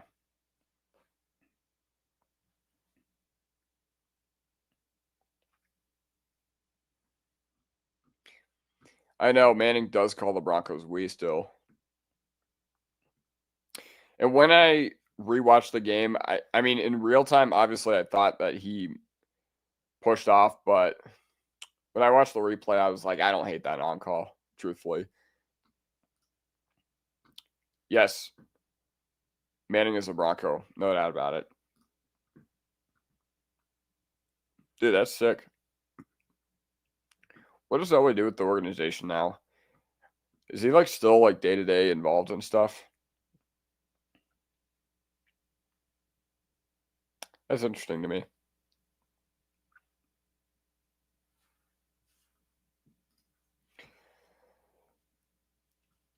Mahomes tried to point at the end of the play like he knew we were going to call God. He's unbearable. Yeah, I agree. He was like, I hate how he's always like this. I hate how he's always like this. I hate how he's always like flexing and taunting. I'd rather Riley get beat trying to attack the ball than just grab the player. Dude, I agree. And that's something that Jim Leonard and Vance Joseph have to coach out of him. And wow, there are 45 of you in here across both streams. Oh my God, this is the best After Dark I've had so far. 11:21 p.m. and what's up? I was getting a little tired, but Mark just invigorated some life into this live stream. What's up, Mark? Yeah, yeah. Oh my god, and now I got my IRL boy Alex in here. Alex Stucker in here. Let's go. Let's go. I hated the second OPI on Moss or DPI on Moss. I didn't hate that call. I thought both DPIs on Moss were valid. I thought the illegal contact was horseshit though. The reason I was frustrated with Moss after that one was because you didn't need to do that. Like the ball, it was not getting completed. What do we need to win the Super Bowl? I think it starts with quarterback for me. Like even with the run game, I think Bo Nix has been, a little wishy-washy this year. I think he's just been too up and down or whatever. But yeah. So yeah. That's the way I'm feeling. I think that Bo Nix just needs to be more consistent, and I believe he will after the bye. I think he will after the bye. Kelsey made Hufanga whiff. Yeah, I don't know. That was weird. Hufanga just flat out missed. Like, I don't even think Kelsey did anything crazy on that play, but Hufanga, usually a sure tackler, did that. One of the only bad things I can think that Hufanga did. Same with slamming the Chargers dude on the final drive of the game.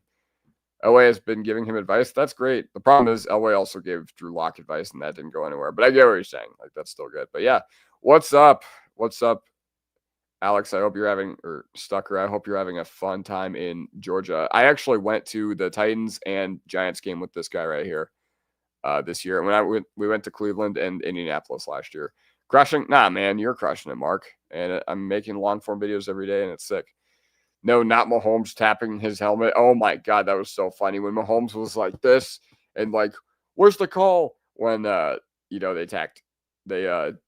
did his whatever. That was so funny.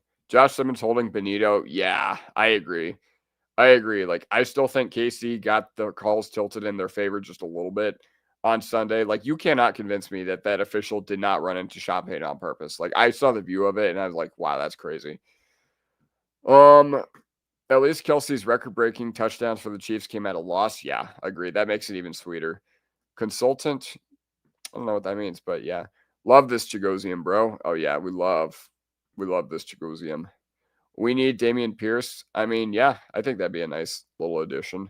I don't know who he plays over though. That's the only problem. But I'd be fine with having 4 running backs if we picked up Pierce.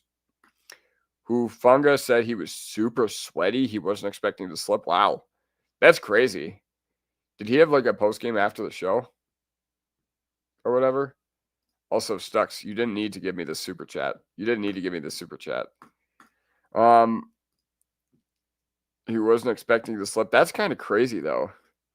Who are the Broncos more likely to sign between Audric Estime or neither? I think Pierce is more likely, but Estime is on the Saints 53 right now, so we didn't need to do that. So we would actually need to trade assets to get him back. So we can't like just sign him or whatever. Plus, Estime is not coming back. Like, I think a lot of people like the idea of him, but he's not coming back. I think it was just a burn bridge between this coaching staff and the player. Yes, sir. Mark, what's up, my dude? Yes, thank you, Sethuoid. Yeah, everyone say what's up to Mark in the chat. Once again, you didn't need to give me 1, but you also didn't need to give me 2. Like, what the hell is this for? Either way, I hope you're enjoying Atlanta. Holy shit. Yo, thank you, T-Fishes. Once again, anytime I get super chats, y'all are amazing. And I guess you're right, because I was on the phone with Stucker right here after I got my new camera, and that was pretty sick, but yeah. And matched, thank you, Two Fishes. Once again, go check out Two Fishes. If you guys, once he finally starts making his Broncos content, then yeah, I can't wait for that to be the case. But yeah, I appreciate you, T Fishes, and obviously having T in here the past 3-4 nights has really made the stream pretty awesome. I got to show him and David a lot of the fun stuff that I was doing last night on my old channel and how I was just rage baiting NFL fans. So yeah. Also, I am going to take this time to plug something that I am doing right now. I am back posting on my NFL channel. But I'm mainly posting rage bait.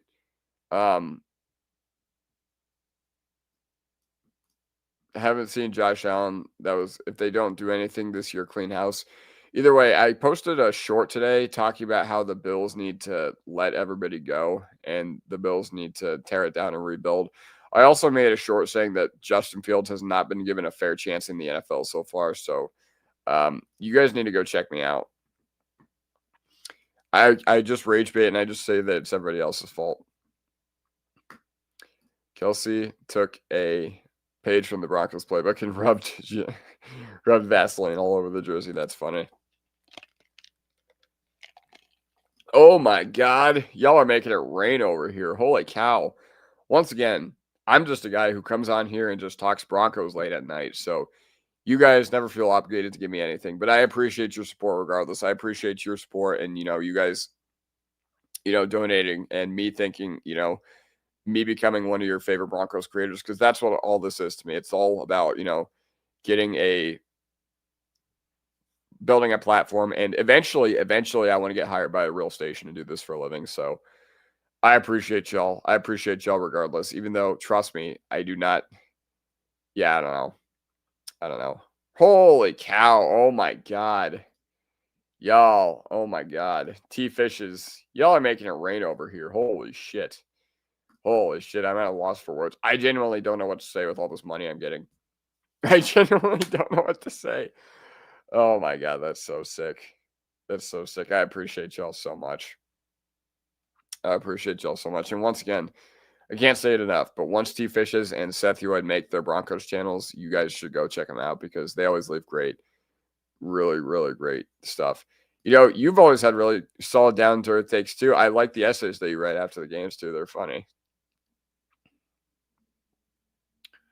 But talking about this, do you think Barron keeps 23? Should he? Put me on to all the other guys in the group. If you create a channel, then I'll add you to the Broncos Discord that I have with like David and Mark and Jeremy and Zach Seeger's in there too. Strez, Brandon Perna's in there too. If you're gonna do Friday night late nights, us tradies will be in here. That's sick.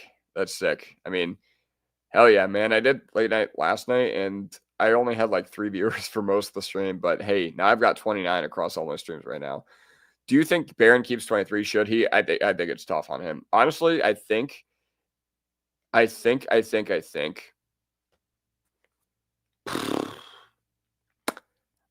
should keep 23. The reason I'm saying that is because I would say a single-digit number for him would be so tough, but there's almost none available that I can think of for Denver.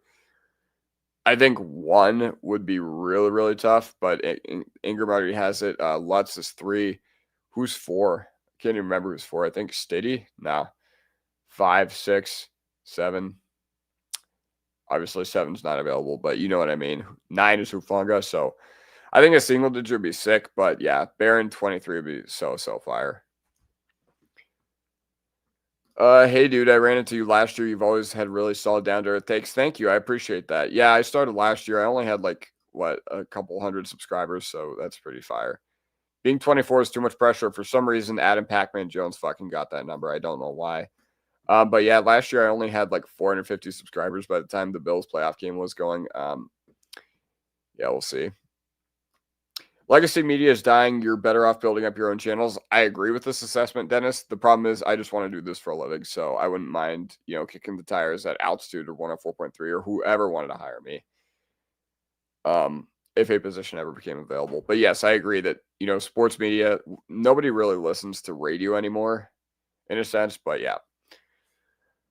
I started watching you because I agreed with a lot of your takes. I appreciate you. But it's less to me about agreeing with this, and it's more about building a community to talk Broncos. When people on TikTok disagree with me, I'm always in my comments, doing whatever. But yeah, 23 is sick. 23 is fire. 23 is awesome. I got to bet that Hufanga gets a pick before Ingram gets another TD. Dumb bet or low-key good? I'm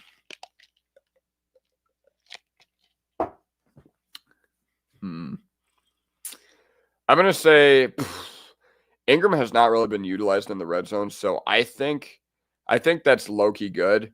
I think Hufanga, if he just spends an hour with the jugs machine this bye week, literally any day during the bye week, I think he'd probably have at least another pick or two before the year ends. And yeah. It is unique. 23 is a running back number, but Barron does so well with it.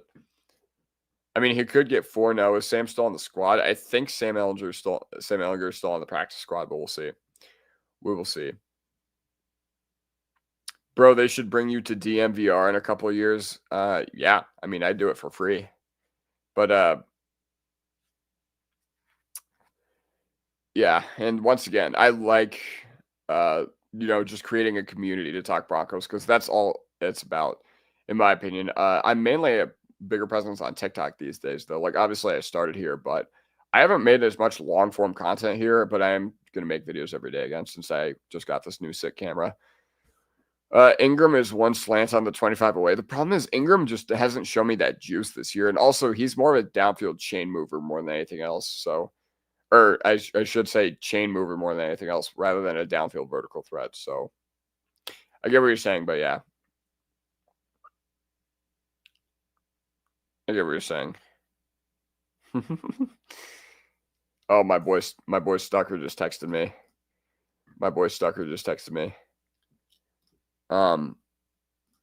But yeah, 35 of y'all in here on this amazing night. Denver Broncos tonight, November 21st, 2025. Brought to you by Kodiak Broncos. And yeah, I'm going to keep doing these on Friday, Saturday nights. I'm going to keep doing these as long as I can. Now, I will say I am having nose surgery next week, so I don't know what I'm going to do. Yeah. Oh, are you talking about like oh, yeah. If you could go to the games or bars and ask the fans questions, you'll crush it for the short form content. Are you talking about like what's the, me holding a microphone? What's the number one thing you would sacrifice for a Broncos Super Bowl? And then me like passing it to the other person and then them saying something super out of pocket. Like, honestly, yeah, you're right. You're right, T-Fishes. Maybe I should start doing that. One more Franklin drop, and we need to start a GoFundMe for a jugs machine for him. Hold on. We don't need to GoFundMe shit, okay? Look, you see? Hold on. Okay, this is a pitching machine. What about football?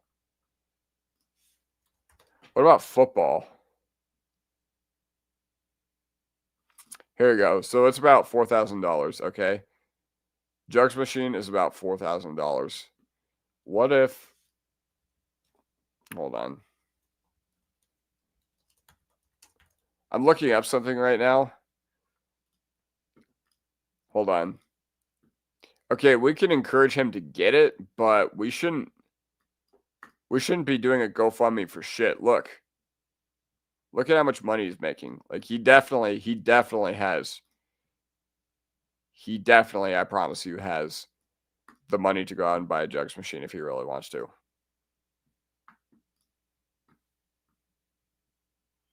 Like, bro, look at the salary.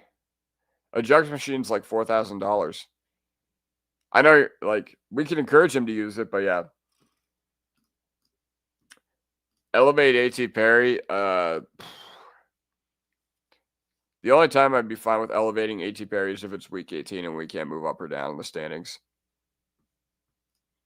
I would like to see what he can do too, but if he can't find his way onto the field right now, then, like, how bad is he? Walmart sells an aerial attack jugs machine for $3,000. I mean, heck, Henner could probably get Franklin that for free if he really wanted to. I think that's the only value Zach Wilson really added to the roster.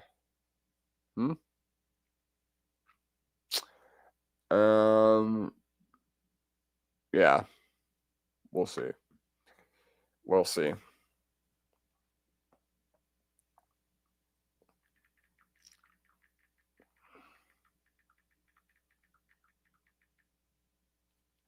Either way,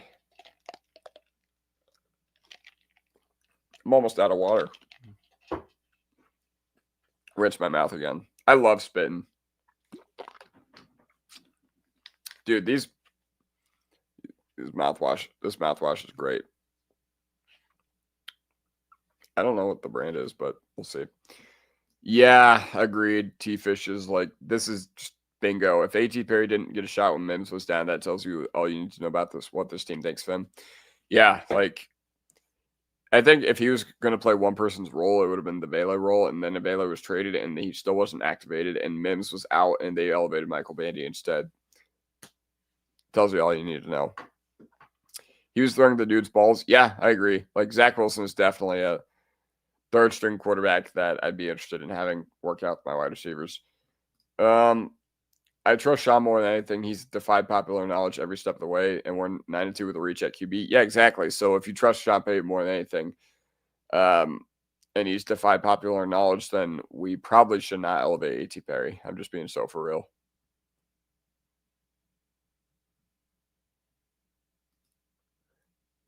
I'm just being so for real.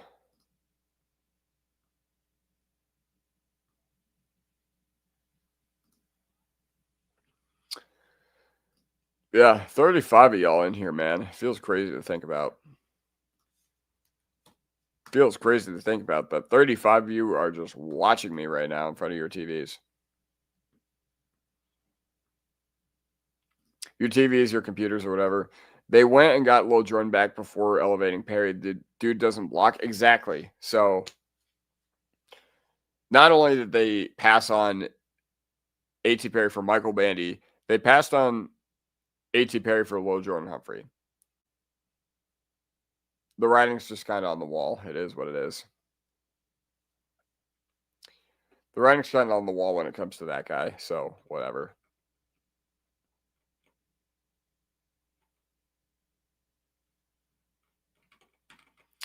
Either way, what y'all thinking about this Nuggets game? Oh no, the Nuggets game ended. What happened in the Nuggets game? Does anyone know? Troutman and Ingram can't block for shit. Yeah, you're right. Troutman can't block either. Can't block, and Ingram can't block either. So, and what's crazy to me is that we signed Evan Ingram, but Sean Payton like very clearly doesn't like guys who don't block. So I don't get why we signed him to begin with. Okay, I gotta go. Okay, I'll go sleep now. GG's, guys. GG's, Steve Fishers. Thank you for all the financial support tonight. That was insanely nice of you, insanely generous of you. And once again, I'm moved. I'm moved by what y'all do for me. Crazy good Nuggets game. Wait, who won? Let me look this up, actually. Oh my God, they won. They beat the Rockets on the road. Wow. Holy cow. Gordon got hurt, but Jokic and Maul pulled up. That's sick. Hasn't Maul been hurt too? Heck yeah, but fire. Orlando, my favorite team, is finally above 500. Adkins should be back next week. That's kind of cool. That is kind of cool, but if you guys don't know the story about Nate Adkins, the reason we call him Root Beer Adkins is because he went into Mark's vape shop and just made a total ass about himself. So if you guys ever hear me say Root Beer Adkins, I know I haven't really talked about that on this channel, but Nate Adkins is genuinely, I've heard not a nice person outside of the team facility. Granted, I think a lot of the reasons why he's not nice is because he went in and he was buying root beer vape and he was just fiending for nicotine. Gordon got hurt, but Jokic and Wall pulled up. That's sick. Nuggets won 112 to 109. That's fire. I think he was expecting our tight end room to stay healthy, and now we're suffering the consequences of signing a non-blocking tight end. That is true, but Adkins is our best blocking tight end. Troutman can block. The issue is that he's just been really bad this year for whatever reason. And yeah, I think next year we definitely need an inline guy. We need an inline guy that can not only block, but be dynamic in the passing game as well. And those guys are very rare. Like even the Bowers of the world, like even those guys, it's hard for them to block. Like even Colston Loveland, I don't think he's done that great. The only exception I've seen is that Tyler Warren. Tyler Warren can block, and he can block as good as an offensive lineman and make plays downfield as good as any offense or as good as any passing catching weapon too. But yeah, we do need an inline tight end badly. And honestly, I don't really like first round tight end. I really don't.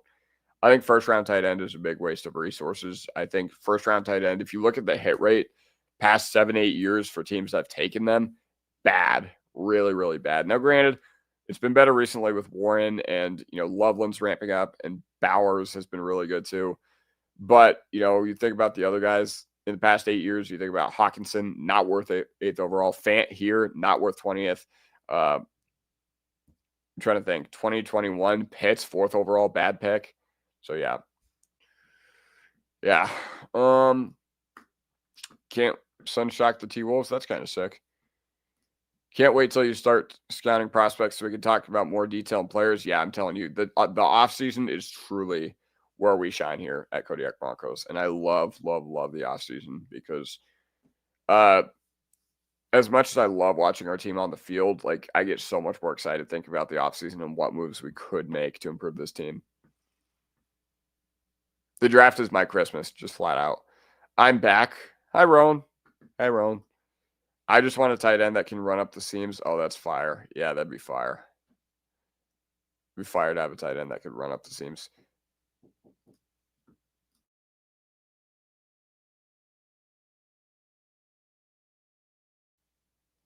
So, either way, Warren was a big time pick too. He was first round pick, especially in this class. Yeah. There's a good tight end off the radar this year. You mind name dropping or whatever? Jokic was 1 assist away from a triple double. That's crazy, but that's Jokic's thing. That's just Jokic things. Like he's crazy. He's so crazy. Bo and Vele were working on those seam shots. That's why I was losing my mind about trading Vele. I definitely wasn't happy when it happened either. Like, the value is kind of hard to turn down, but I really, really wasn't a fan of the idea of trading Vele. Now, once again, early 4th round pick, then I get it. It's good value. It's great value. It's one the team couldn't pass on, especially because Franklin and Bryant had been really, really reliable and had emerged. But at the end of the day, like I really wasn't happy with trading Vele either. Granted, I think our struggles are very much independent of Vele, but I think Vele really, really could have helped this team when they were struggling offensively.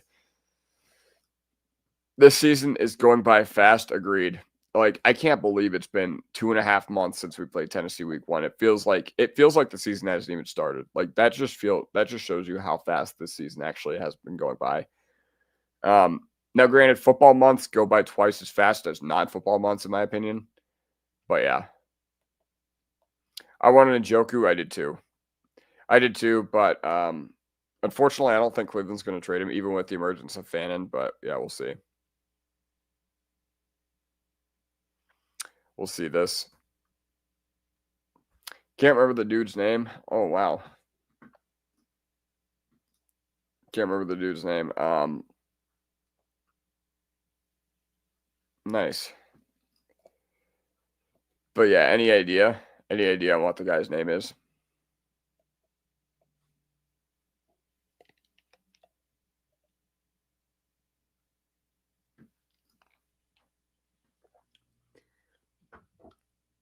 Dude, all this winning has my T levels over the moon, dude. Same.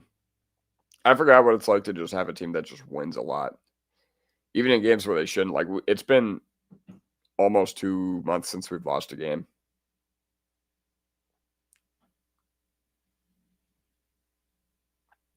It's been almost 2 months a game.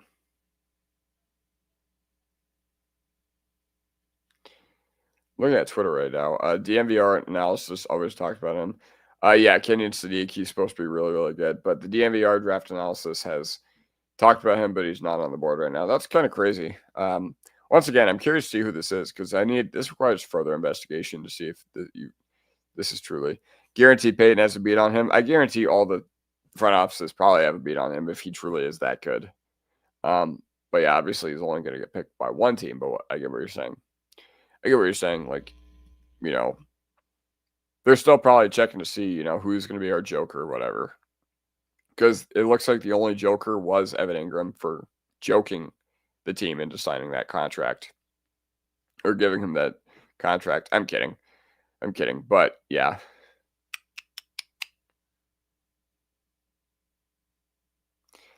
Ultimately, I just think, what am I saying? This team is going to do a lot of really nice things during the draft. Like, I've shown no reason to doubt this front office. I made a video after the draft and talked about why I didn't think this team had a very good draft. I honestly wasn't too happy with what they did, but yeah. Are we spoiled in wins? Do you think our fan base is scared to have hope again because of the Tebow and Drew Lock seasons? I don't get why people are so negative. I maybe like, and I'm pretty guilty of this too. Like, I expected us to not put on a clinic against the Raiders, but I didn't expect us to go 3-and-out 8 times against them. Um, I think it's valid criticism because this team, based on the way the coach sold it to us, would have a really, really good offense. And while the team's record is what it is, for the most part, I don't think it's matched the preseason hype until this past Sunday, until they played against Kansas City. So we'll see this team really ramp up after the bye.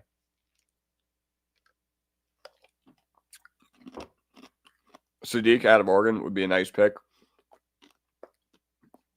I don't know how his blocking is, but my boy Andy said it's really, really good. That being said, like, I just don't like first-round tight end. Like, hold on. I'm going to bring something up for you. I didn't think, okay, you guys can flame me for whatever. I didn't think Loveland was, like, that good of a prospect. Like, I still thought he was, like, a late first, early second-round guy.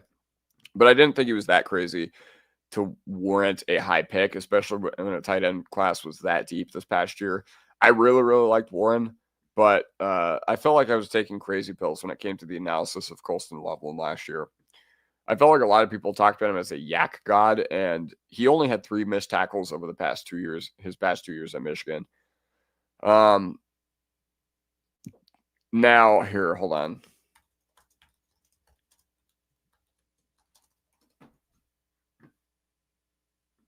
Here we go. This is why I don't like first-round tight end.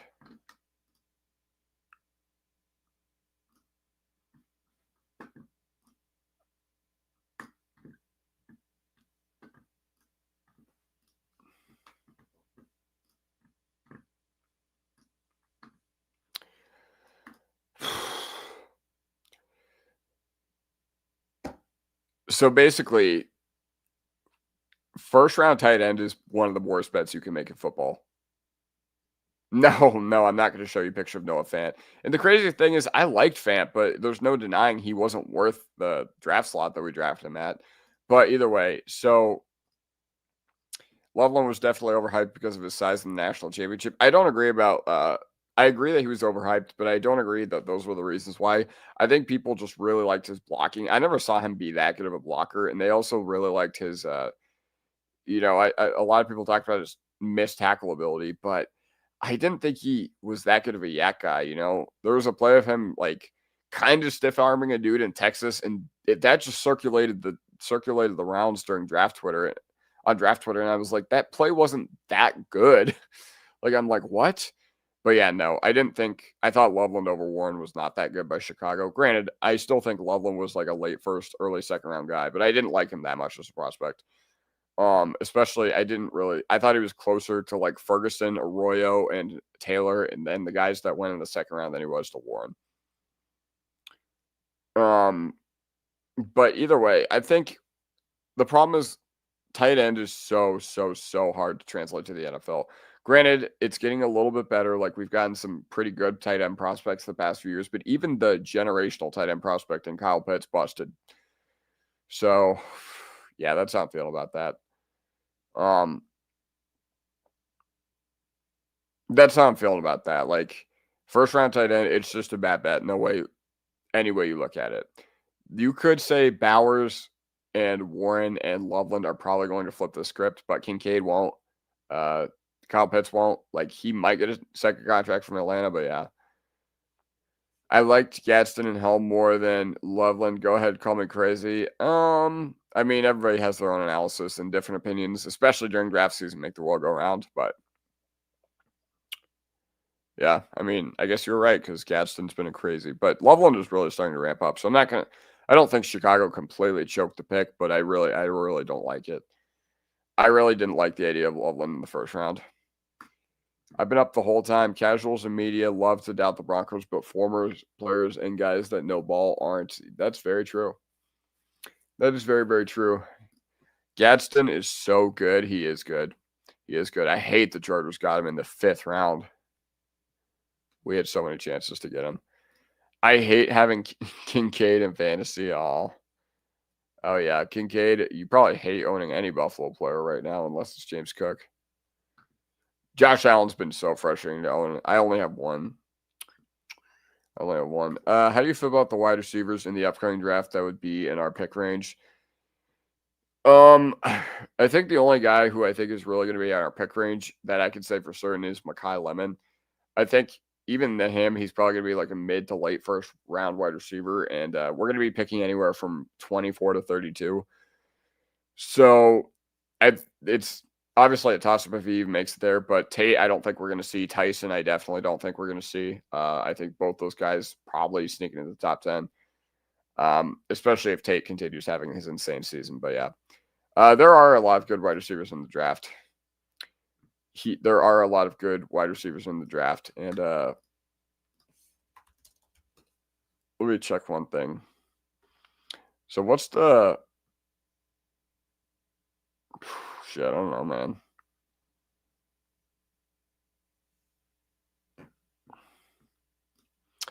I don't know. Have you looked into Chris Bell? Do you think he goes before us? I don't know, because there's a lot of teams. The trenches are really good in the draft this year. Actually, they're not really good on the D line, but they are really good on the O line. So I think a lot of the really shitty teams will take offensive linemen.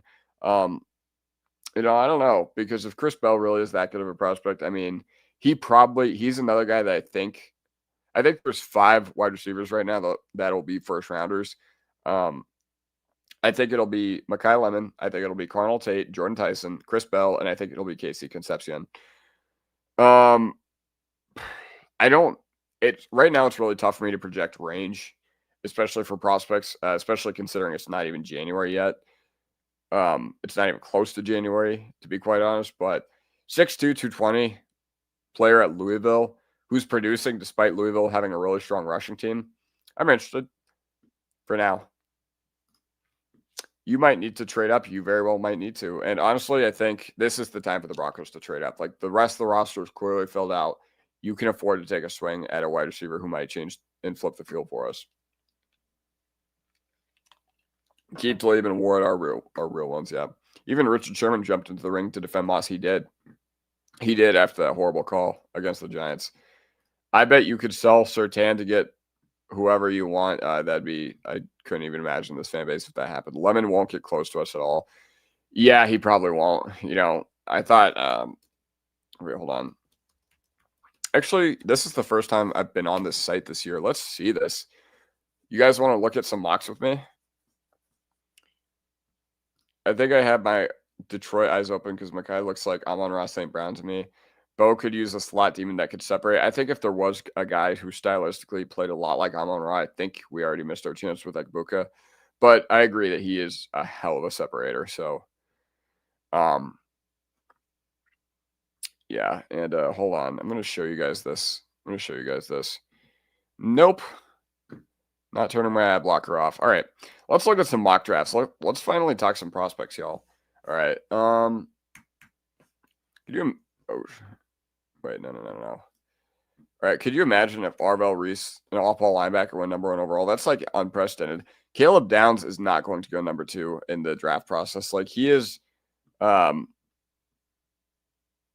like Denzel Boston, but guys that are like of that archetype really scare me. I don't know if he can like play real X receiver like I was convinced that Tetero McMillan could last year. Either way, let's look at some ranges, okay? If you guys don't use this site, you should. It's really, really cool. But yeah, let's look at the range for Mekhi Lemon. Let's look at the range. Okay. So as of right now, he is creeping up. He's definitely creeping up. Like, in the beginning of the year, he was like a second-round dude. Now he's definitely like mid-first. So, man, you guys are probably right that he's not going to. You're probably right that we're not going to see him. But hold on. I think it's more likely that we see him than it is we see a guy like Jordan Tyson, who's being ranked 6th overall right now. And then another guy who is gaining a lot of steam. I don't think he's as high as Tyson, but yeah. So basically, that's the way things are looking right now for all these players. We got the juices flowing. We do got the juices flowing. I've been on here for 2 hours, and I'm not stopping anytime soon. Could see us going inside linebacker in the draft. I could too. I could too. And honestly, that's one of those positions where if the Broncos were to draft inside linebacker, that's the only thing I think I wouldn't be mad about if we were to go defensive side of the ball in the first round. Actually, I'm never mad about trenches. I would be fine with trenches too, but yeah. Lots of good players. You are very correct. Lots of very good players. If the 49ers void Aiyuk's guarantees, what would the contract look like if the Broncos sign him in the offseason? So if they void his guarantees, he's basically cut and he's a free agent. I imagine that nothing above $10 million a year. I don't think that now, granted, he might get a lot more than that on the open market, but flat out, if a guy tears his ACL then forces his way off a team, I can't imagine he has that much value in the NFL. That being said, I still think we should kick the tires, even if it costs us a little bit more than that. But yeah, that's how I perceive the NFL viewing Aiyuk. But so here's basically what's going on, right? Oh, shit. Oh, shoot, my camera overheated. All right, my camera overheated, so it's time for me to switch back to my webcam. Okay, I'm going to turn my camera off real quick. Okay. Christian Miller or Connell Tate, my Golden Boys of the first round. Trust in pedigree of both programs. Blue chippers, yes. I got to see Connell Tate in person a couple weeks ago. He is sick. Christian Miller, let's check his range.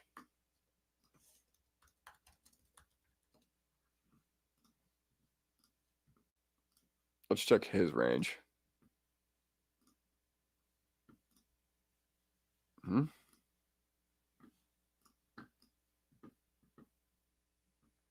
The fuck? Potato time? Yeah, literally. Get one in the second or third round. Yeah, the problem is linebacker, unless it's like a blue chip prospect, it's a really hard position to A, evaluate, B, translate to the NFL.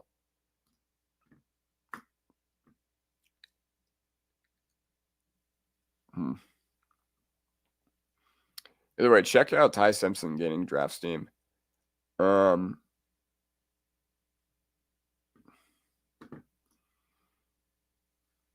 Yeah, you can get inside linebacker second or third. That's true. Inside linebacker seems like it's pretty strong this year. Hold on. Let me go linebacker and see what we got here. Okay, so we've got at least 6 guys that are like at least top 100 talents right now, or 7 actually. But yeah, we'll see. The problem is Arvell Reese is not going to be anywhere near us, but Sonny Styles, I think he's going to be a riser too. Like, I think teams are really going to like what he does. But let's see who the most commonly mocked players to the Broncos are right now. Playing Madden, that's sick. I love to play college football, so yeah, that's fire. Every year at LSU is due to the Broncos because of Sean and either Whit Weeks or Harold Parking's watch. Yeah, I agree. Last LSU player we took was who? Cushenberry? Got to look at the defensive scheme they play, often propped up. I agree. Okay, so the most commonly mocked player to us is Caden McDonald and Denzel Boston. That's really, really interesting because I don't know, man. So I see all these mock drafts from Predominantly Orange, and that's good, but it looks like national guys have us going with it looks like national guys have us going with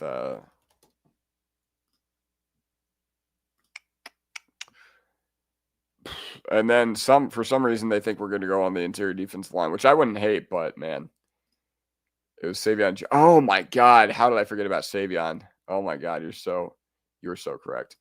Luke's been hurt, and him and Perkins, and doesn't have position. I don't want none of them. Yeah, like for a staff as good as ours at developing their talent, I don't think Vance Joseph, quite honestly, has earned the right to do another like positionless player like he did with Isaiah Simmons. Let me see if I can turn my camera back on. Let's see if I can turn this back on. There's some good running backs that fall without getting a role player. I don't think we're getting a running back in this draft at our picks. Yeah.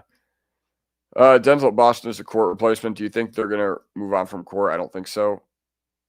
Well, shit. All right. My camera's still not functioning or whatever. But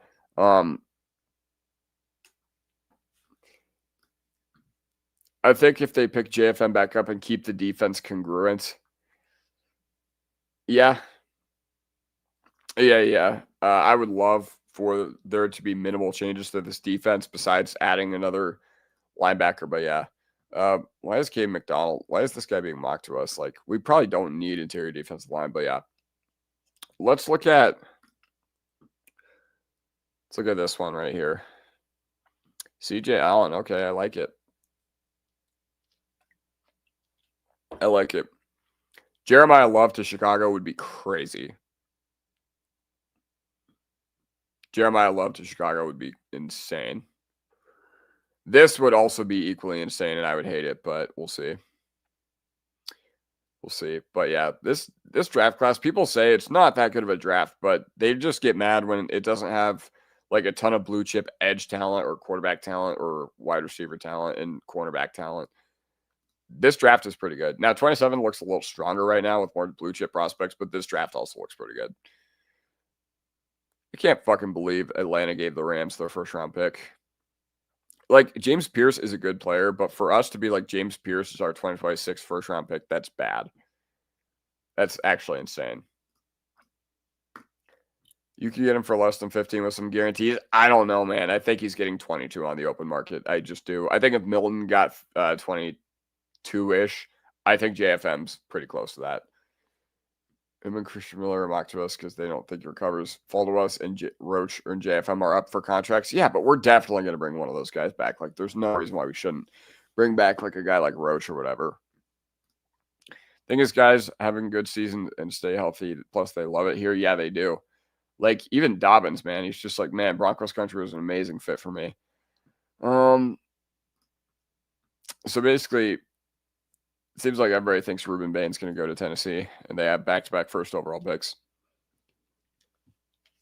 If Vance Joseph does go to Tennessee, and that like rumor is true or whatever about how Vance Joseph is a front runner, if you guys didn't see that, Mark Schlereth today said that Vance Joseph is one of the early front runners for the Tennessee head coaching job. Ruben Bain would be sick for him. But yeah, Jordan Tyson is going to. Who's your first round draft dream pick? Probably any of these guys. Like, realistically, like if you're talking about guys that aren't going to be there, like Jordan Tyson, he is so sick. All these guys are insane wideouts too. But if you're talking about a guy who I think might be realistic, not Arvell Reese, we're not going to see him, but Sonny Styles. Like, I just love the idea of just building a defense that is just loaded at every step of the way and just so many guys that could just make plays. And just, I don't know. I love the idea of this defense just becoming that good. This team clearly knows what they're doing when it comes to D-line talent, so I don't think they need to draft a defensive lineman in the first two rounds. Now, third round maybe, but we'll see. I also really like Lomu. I think, the agile offensive lineman type, I think, is really good. And, this could be our Bulls replacement.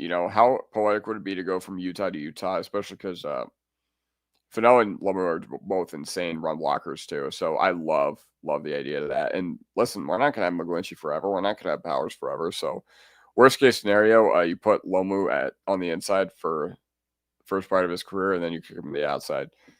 I imagine the VJ rides out the defense he built in Denver. He can get a bag and pad his resume to go somewhere other than the Titans. You get what you're saying. I really do, but we'll see. I don't think you build that kind of chemistry in a unit and don't get attached. Yeah, I get what you're saying. I really get what you're saying.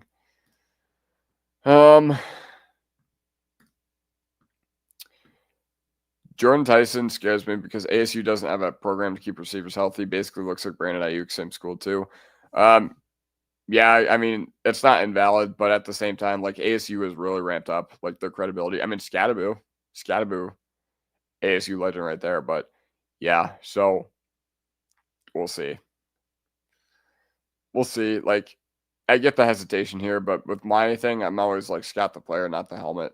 And N'Keal Harry, I'll give that one to you. But yeah, Styles can be a leader for this defense for the next 5 years. Yeah, agreed. And I just love the idea of going Man, this front office clearly wants to invest in defense. And I know that linebacker is not a valuable position, but if you can get Greenlaw and Styles, oh boy. ASU seems to have run them into the ground because now they're both injured. Yeah, but the Scadaboo injury was like a freak thing. And then Levitt got hurt too. I agree. But once again, like, I don't know. Injuries always require context, but we'll see. Like, I'll have to further investigate. He did explain how Sean's team building on him a lot on a past podcast, though. Oh. Yeah, exactly. Like when he was with Schreger, he was like, we should build the offensive line. We should do whatever. And I agree. The writing was kind of on the wall. Well, I've been going for 2 hours, and just so I don't get like writer's block or burnout, and I'm actually good to go for tomorrow night, I am going to go to bed. Either way, I appreciate you all for sticking this far with me. Like, this has been absolutely incredible. And the fact that I get to do this every single night with y'all, I'm spoiled rotten. So I want to give a shout out to everybody in the chat. Obviously, thank you, Seth, for the super chat. Thank you, T Fishers, for the super chat. Thank you, Stucker, for the super chat. Roan, always a pleasure to see you. Hopefully you enjoyed playing Madden or whatever. But TW, I love seeing you here every night, man. It's always a banger. You always got some good takes too. Hydramo, always so chill hanging with you too, man. Love hanging with y'all. Like, it is so sick that I get to do this. And, I'm never going to take it for granted. Thanks for writing this out with us. Nah, thank you for writing this out with me. It's been 2 hours. But yeah. Either way, Cobra as well. Got to give a shout out to you as well. Dennis Reisman. It's been great. It truly has been great. Kota. Mark also dropped in the comment here. And yeah, overall, I think y'all are really awesome. And I look forward to doing this with y'all tomorrow night. I look forward to doing this with y'all for the rest of the season. And I will see you guys next time. Mile high salute.